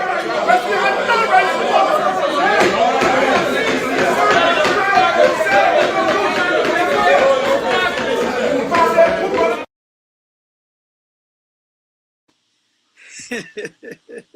I swear the minute I say that, bro, the president confused, the whole country confused. So when you don't do something correctly, what happens? So what the argument is about in our whole Senate argument right now? In our Senate, that whole argument is making. So see it like this. So you have a pregnant woman, right? The pregnant woman, she goes to the hospital. She says, oh, I'm pregnant, I need treatment. So the pregnant woman at Liberia in hard time, Liberia get problems. Oh, I need care. Go to the hospital. The hospital is legislature. They put it that way, right? So the legislator now, who's going to be the doctor for the pregnant woman, she said, the 54th legislature arranged this deal through the CDC government.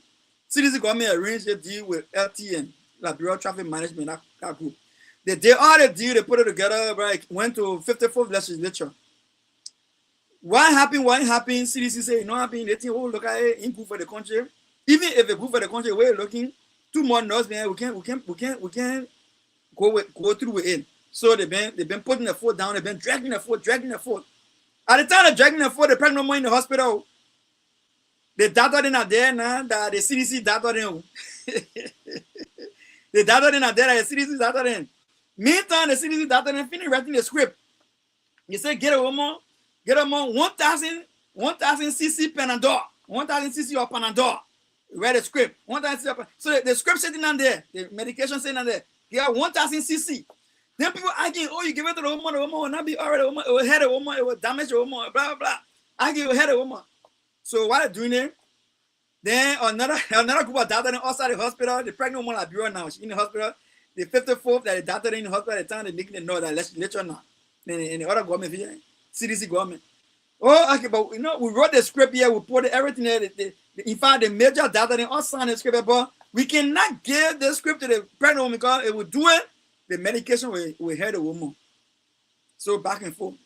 The doctor who not in the hospital yet didn't get job yet. They say now also the opposition now that UP people then now President Booker then. Oh, LTM that bad deal. CTM that bad deal. Medtech that bad deal. Oh, the other one in that bad deal.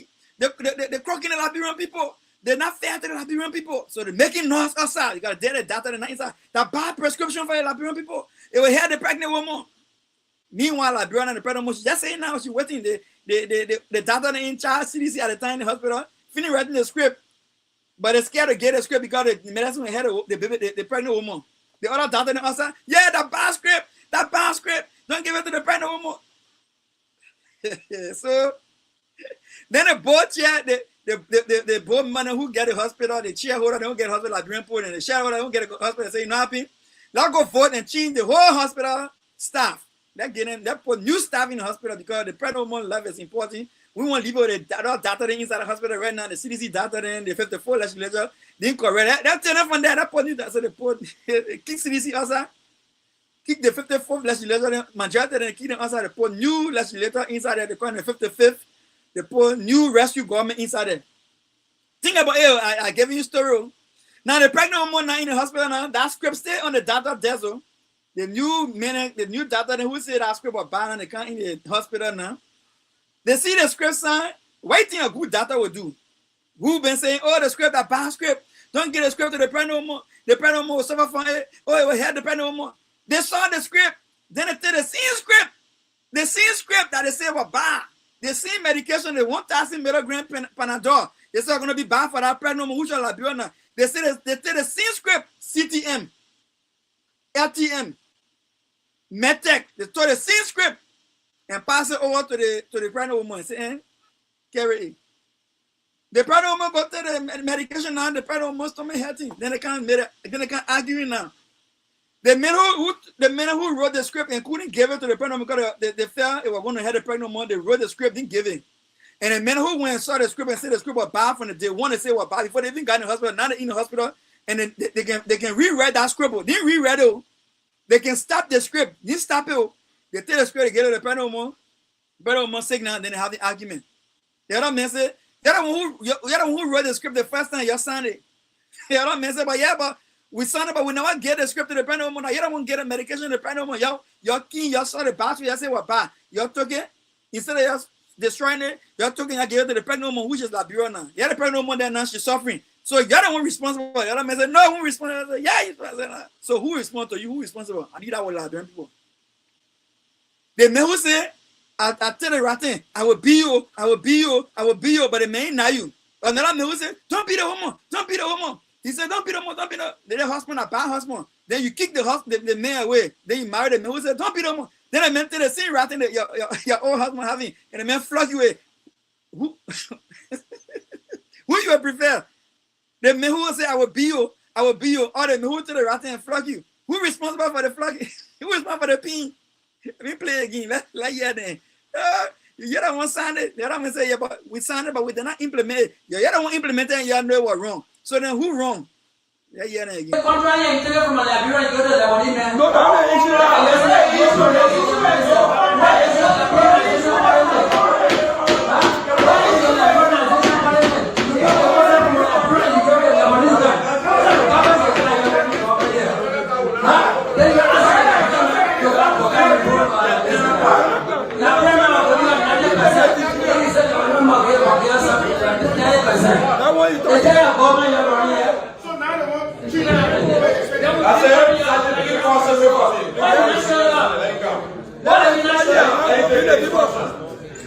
Please consider that's a bit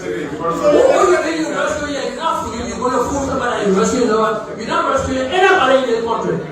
Who signed the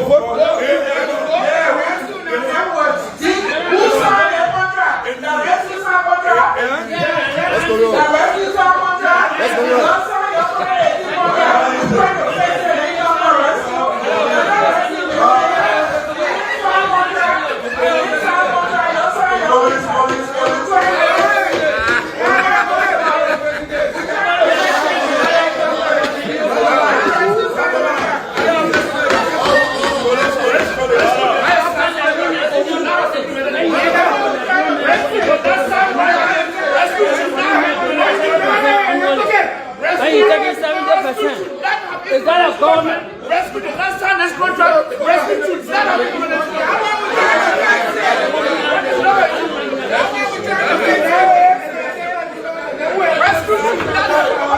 rescue have no right to this contract on this side. No right. No right. Rescue have no right to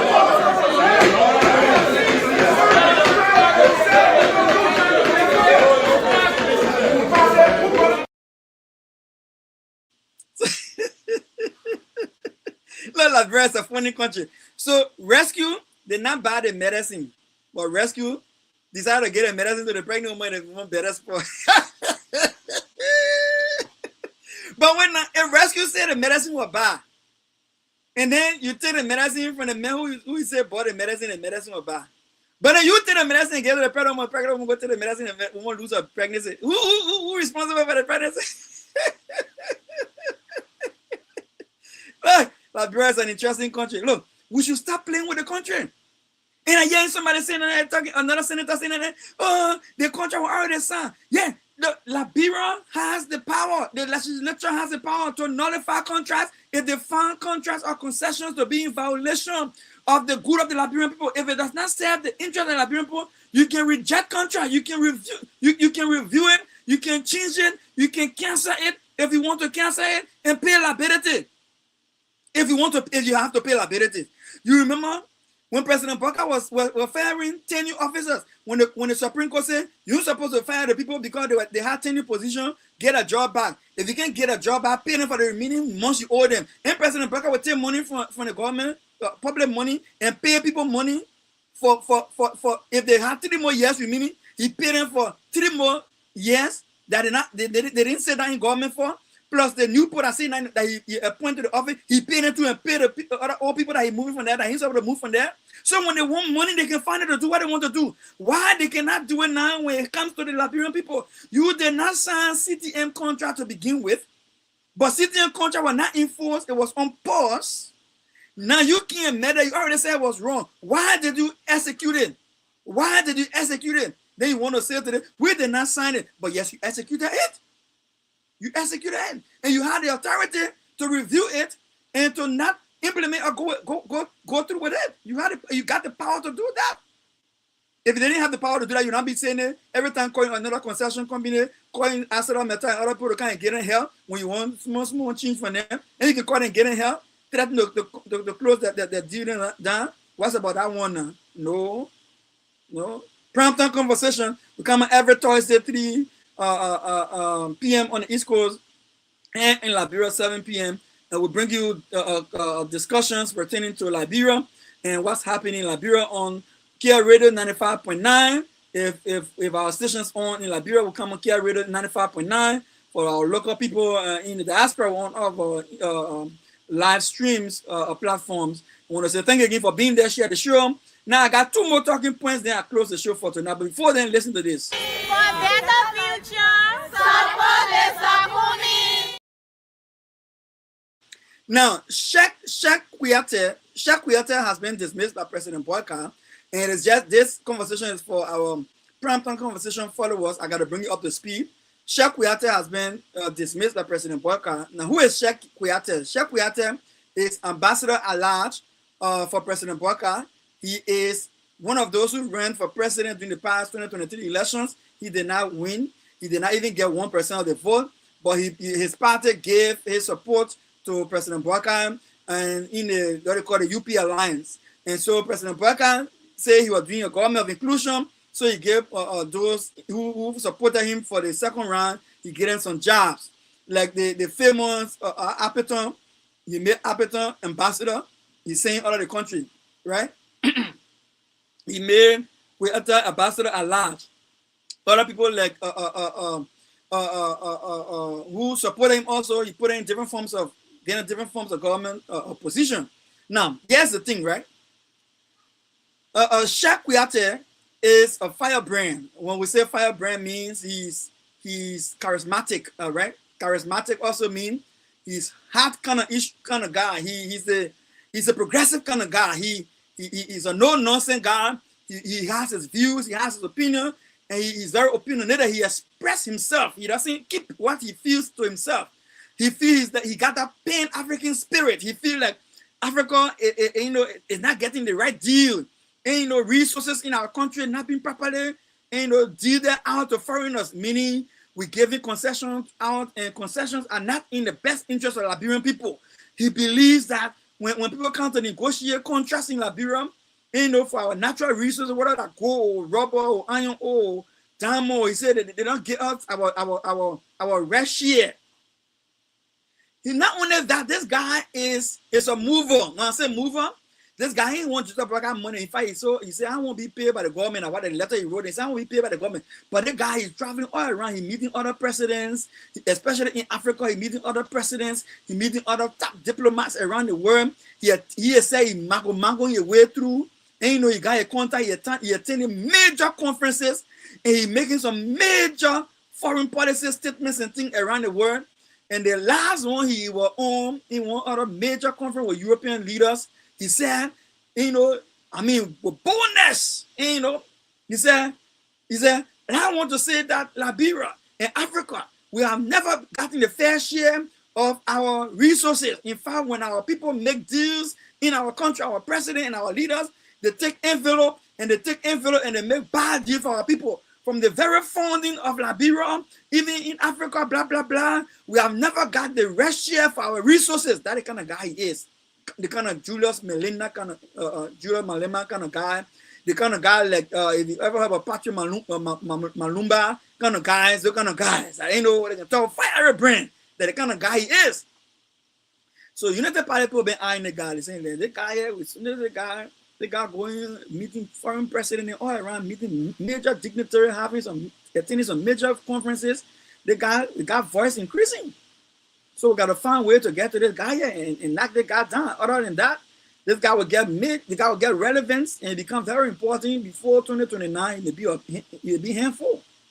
He'll definitely be handful. Because the man would have built networks around Africa. He would have gotten strong financial base and things for a campaign in 2029. Other guys, so we got to get rid of the guy here. So they were finding a way to get rid of the guy. So luckily for them, the guy went on OKFM. On OKFM, Clarence Jackson show, the morning show, OKFM morning show. And talking one thing for another, he spoke in general terms. He said, look, lawmakers and think they are corrupt. But who all know lawmakers ain't corrupt? Lawmakers ain't corrupt. We all know lawmakers ain't corrupt. Right? Then the second say that the second tell each other, oh, you corrupt. The lawmakers say, oh, you corrupt. So they know they're corrupt. And that's not a lie. Right? But to prove it, none of the thing. No, you see, corruption is one thing to say the person corrupt. It's another thing to prove it. Let me tell you some of the corruption, some of the acts of corruption in Liberia in the legislature. These guys put money in the budget when the Liberian people don't even have money for themselves. They put a huge amount of money in the budget, and then they say, "Oh, it is the budget is a law. And because the budget is a law, it makes the money they take legal. Let me give you an example. The money they take for cars, exorbitant.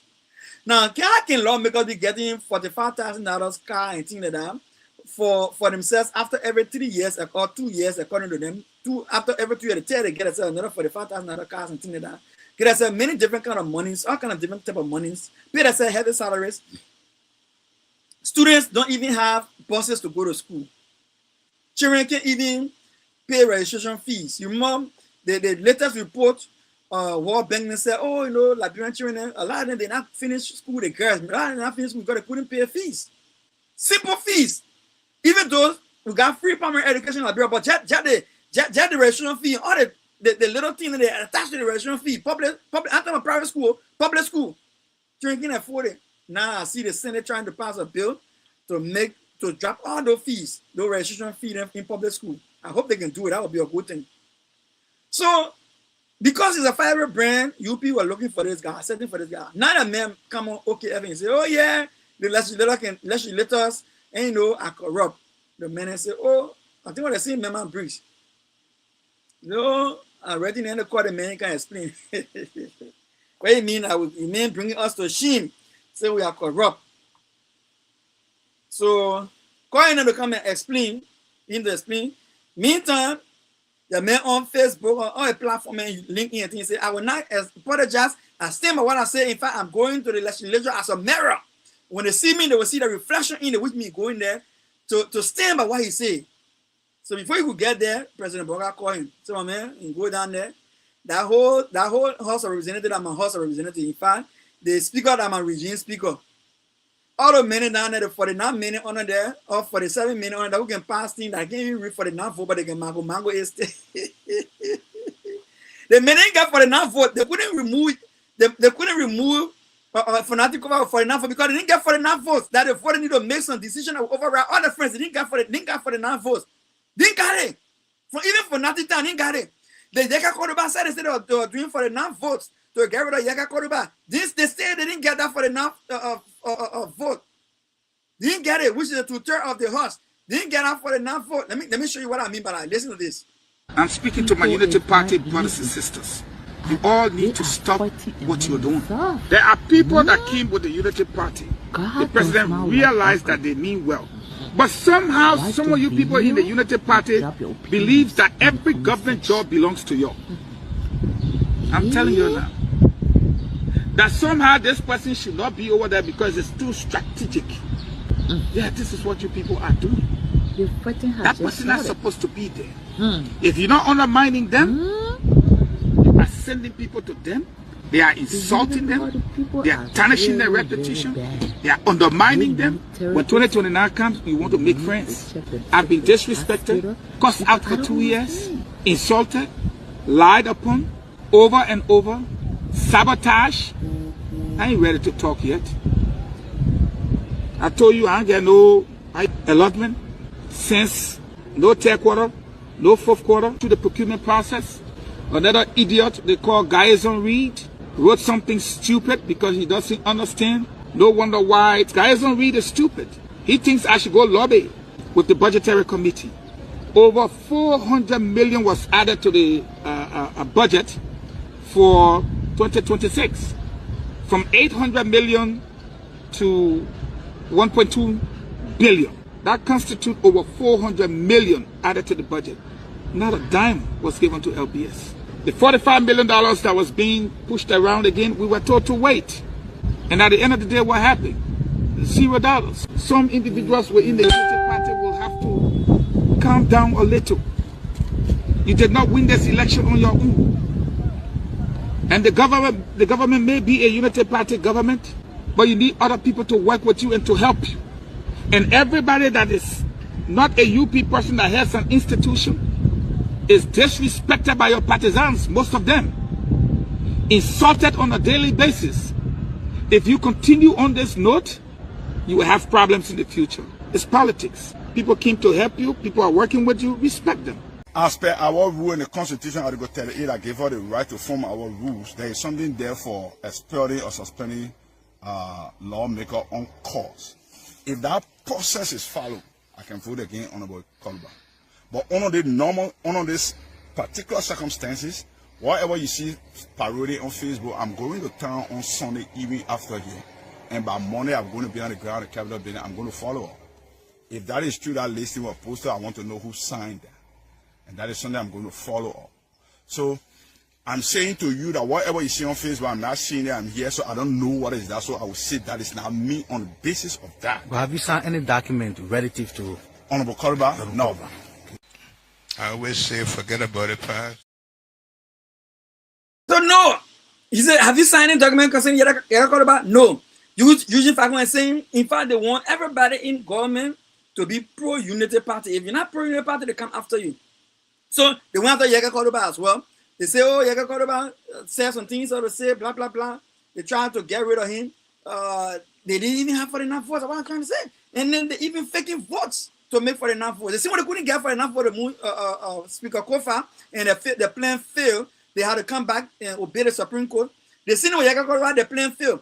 Now, coming to Kuyete, just demonstrate that President Burger owns that whole house. They can do anything they want to do.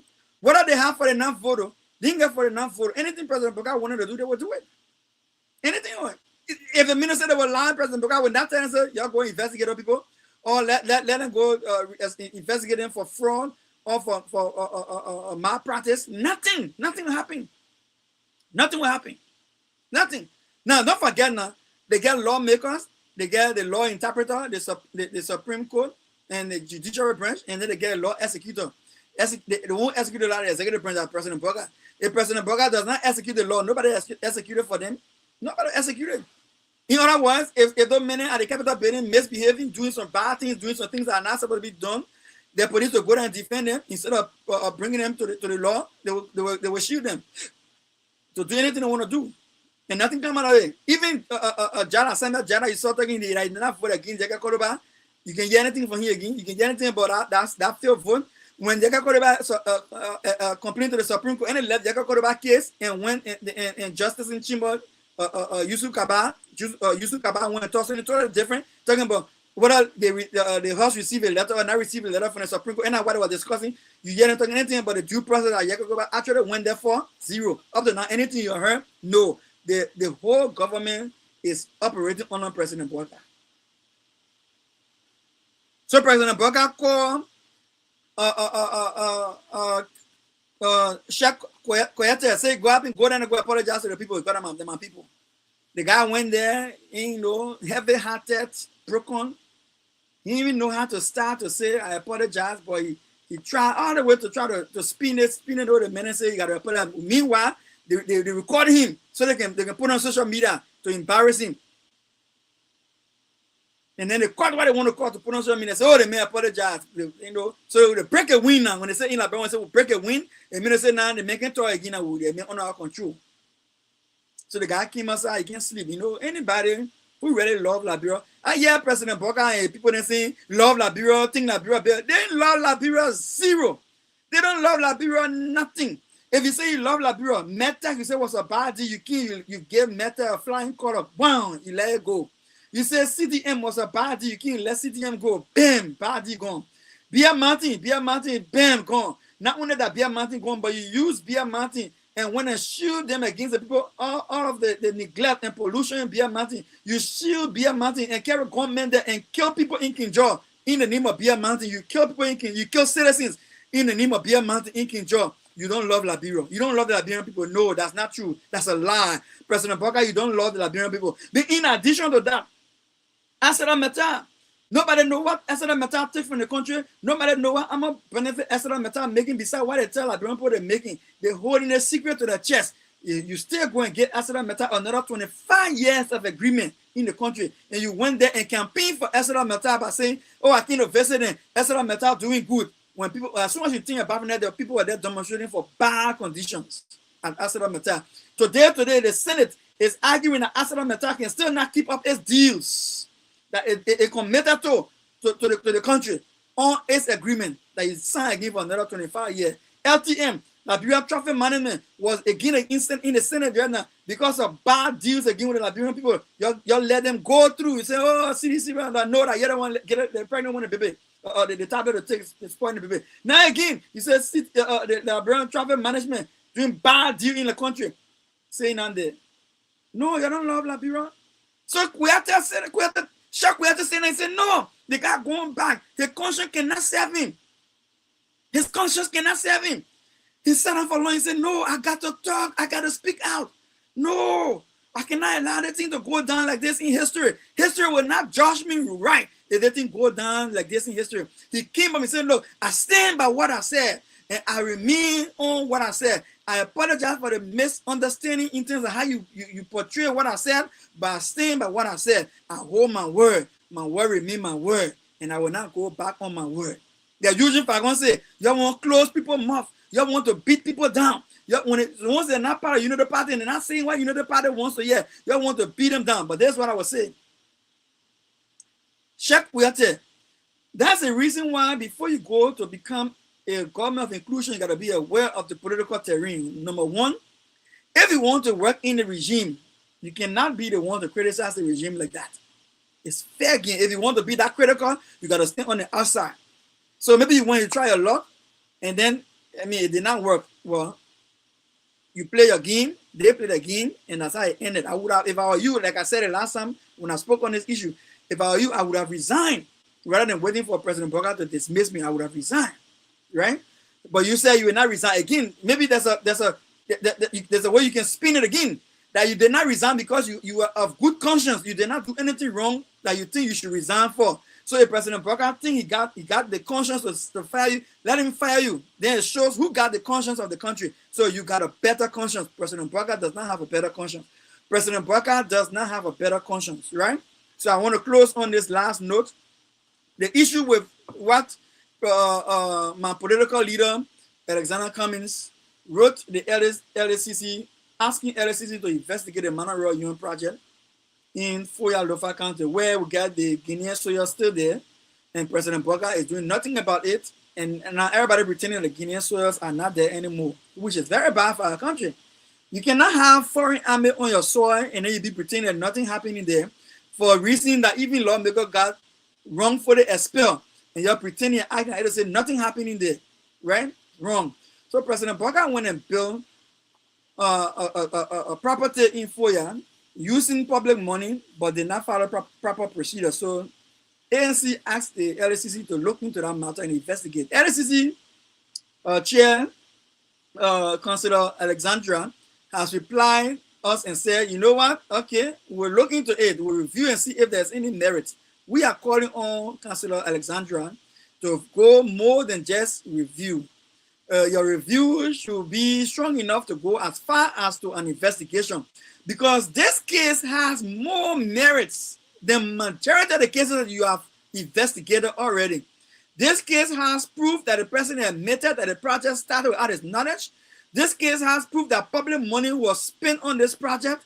This case has proof that this money spent over between $6 to $10 million did not go through legislative approval. This case has more merit because the money spent on that property, the contractor that got that contract did not go through PPCC bidding. There was no bid for a contractor to get that project. This case has merit because it is alleged that the state-owned enterprises took public money without the public approval through the Senate and the House of Representatives and gave money to a project the president did not know about. All of these things put together is more weighted than some of the things that you have investigated already. So we want to say to you, please do the needful. Liberian said, do the needful, investigate this matter, and let us know the end of this matter. Let us know who ordered that building to be built. And not only that, let us know who gave the money, the public money that the Liberian people did not approve for that property to be built. And let us have people account for that money that was spent. We are not saying the government already said the property for Liberia. So yeah, we know it already for Liberia. But we want to set the precedence that tomorrow people will not go and do the same thing again. Because who knows? They will say they spent $6 million on the project, but because they get the money not through the proper channel, it is possible that they may have spent more than what they spent because they were not properly accounting for the money, and the money was being spent through a source that was not under legitimate oversight. So that's how I want to end this show tonight. I want to say thank you for being there with us. We apologize we could not bring you our phone-in program from within Liberia. the radio station Kia Radio 95.9 was having some technical issues today, and so if they are getting me, I'm not following them right now because they are not tuned in. That I can see them tuned in. If I can see them right now, then I want to apologize for not but for not having the numbers for the scratch card calls. But anyway, if I called the numbers for the scratch card for you to call in, I wouldn't have been able to take a call because the calls are all local numbers calls. It has to be received in studio, and studio is not on the call on the live tonight. So I want to say thank you again for being with us on the show tonight. Before I leave you, I want to just bring you this clip from Alexander Cummings. It speaks back to the larger issues that has to do with what do we want for the young people. What does Mr. Cummings see that is important for the young people? And not only that, what does he see for the young people, but what does he think the young people deserve? Listen to Mr. Cummings, and right after that, I want to say have a nice night. And it was a pleasure having you today on Primetime Conversation, LIB FutureTV, Kia Radio 95.9. Bless you. Have a blessed night.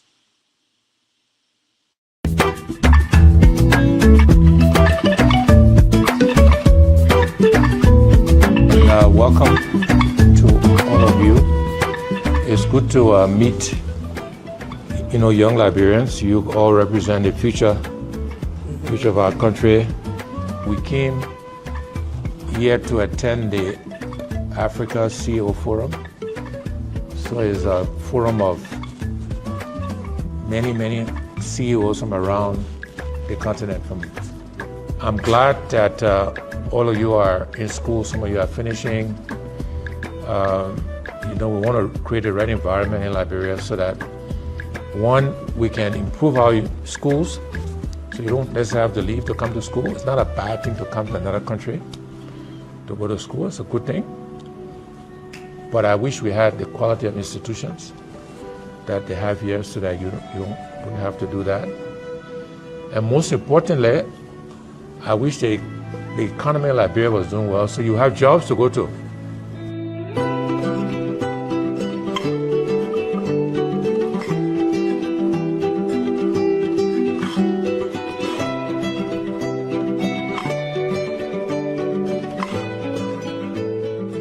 And some of them feel afraid. When they make you president, the usual thing will not be done. Yeah, the usual thing will not be done. The referral thing will be done always. So they feel like if we make Mr. Kumi president, our hand will be out of the, the cookie jar. Will not be able to export the Liberia, will not be able to export our resources. That's very rich when it comes to resources. If you just take the resources that are in Liberia and bring it to this country, Mr. Kumi, the country will be far ahead of other European countries. I don't want to lie to you. Yeah, we have to use the resources that can be able to build our country. But our people sometimes they just misuse it, they just mismanage it for their family, and then they just reach and say, and then they just sit down. Sometimes we youth a baffles, or sometimes like some that can't even say, well, why Liberia can be like this country? Why? These people consist of students and professionals. Where I attended a diaspora return conference in Liberia, I had the opportunity to have met you. Mm-hmm. You took me as a child, as a son, and I want to appreciate you for the care.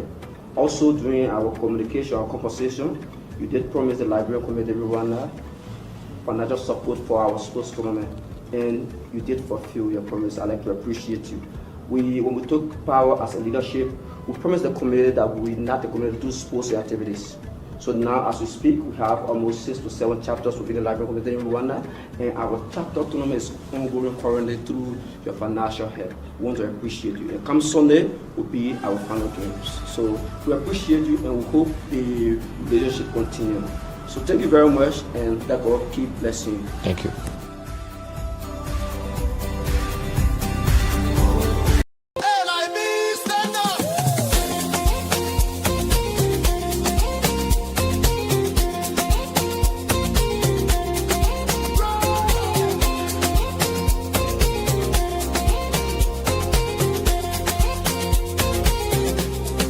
Take me back to Liberia, where the drums still play my song. Take me back to my homeland. It's the place where I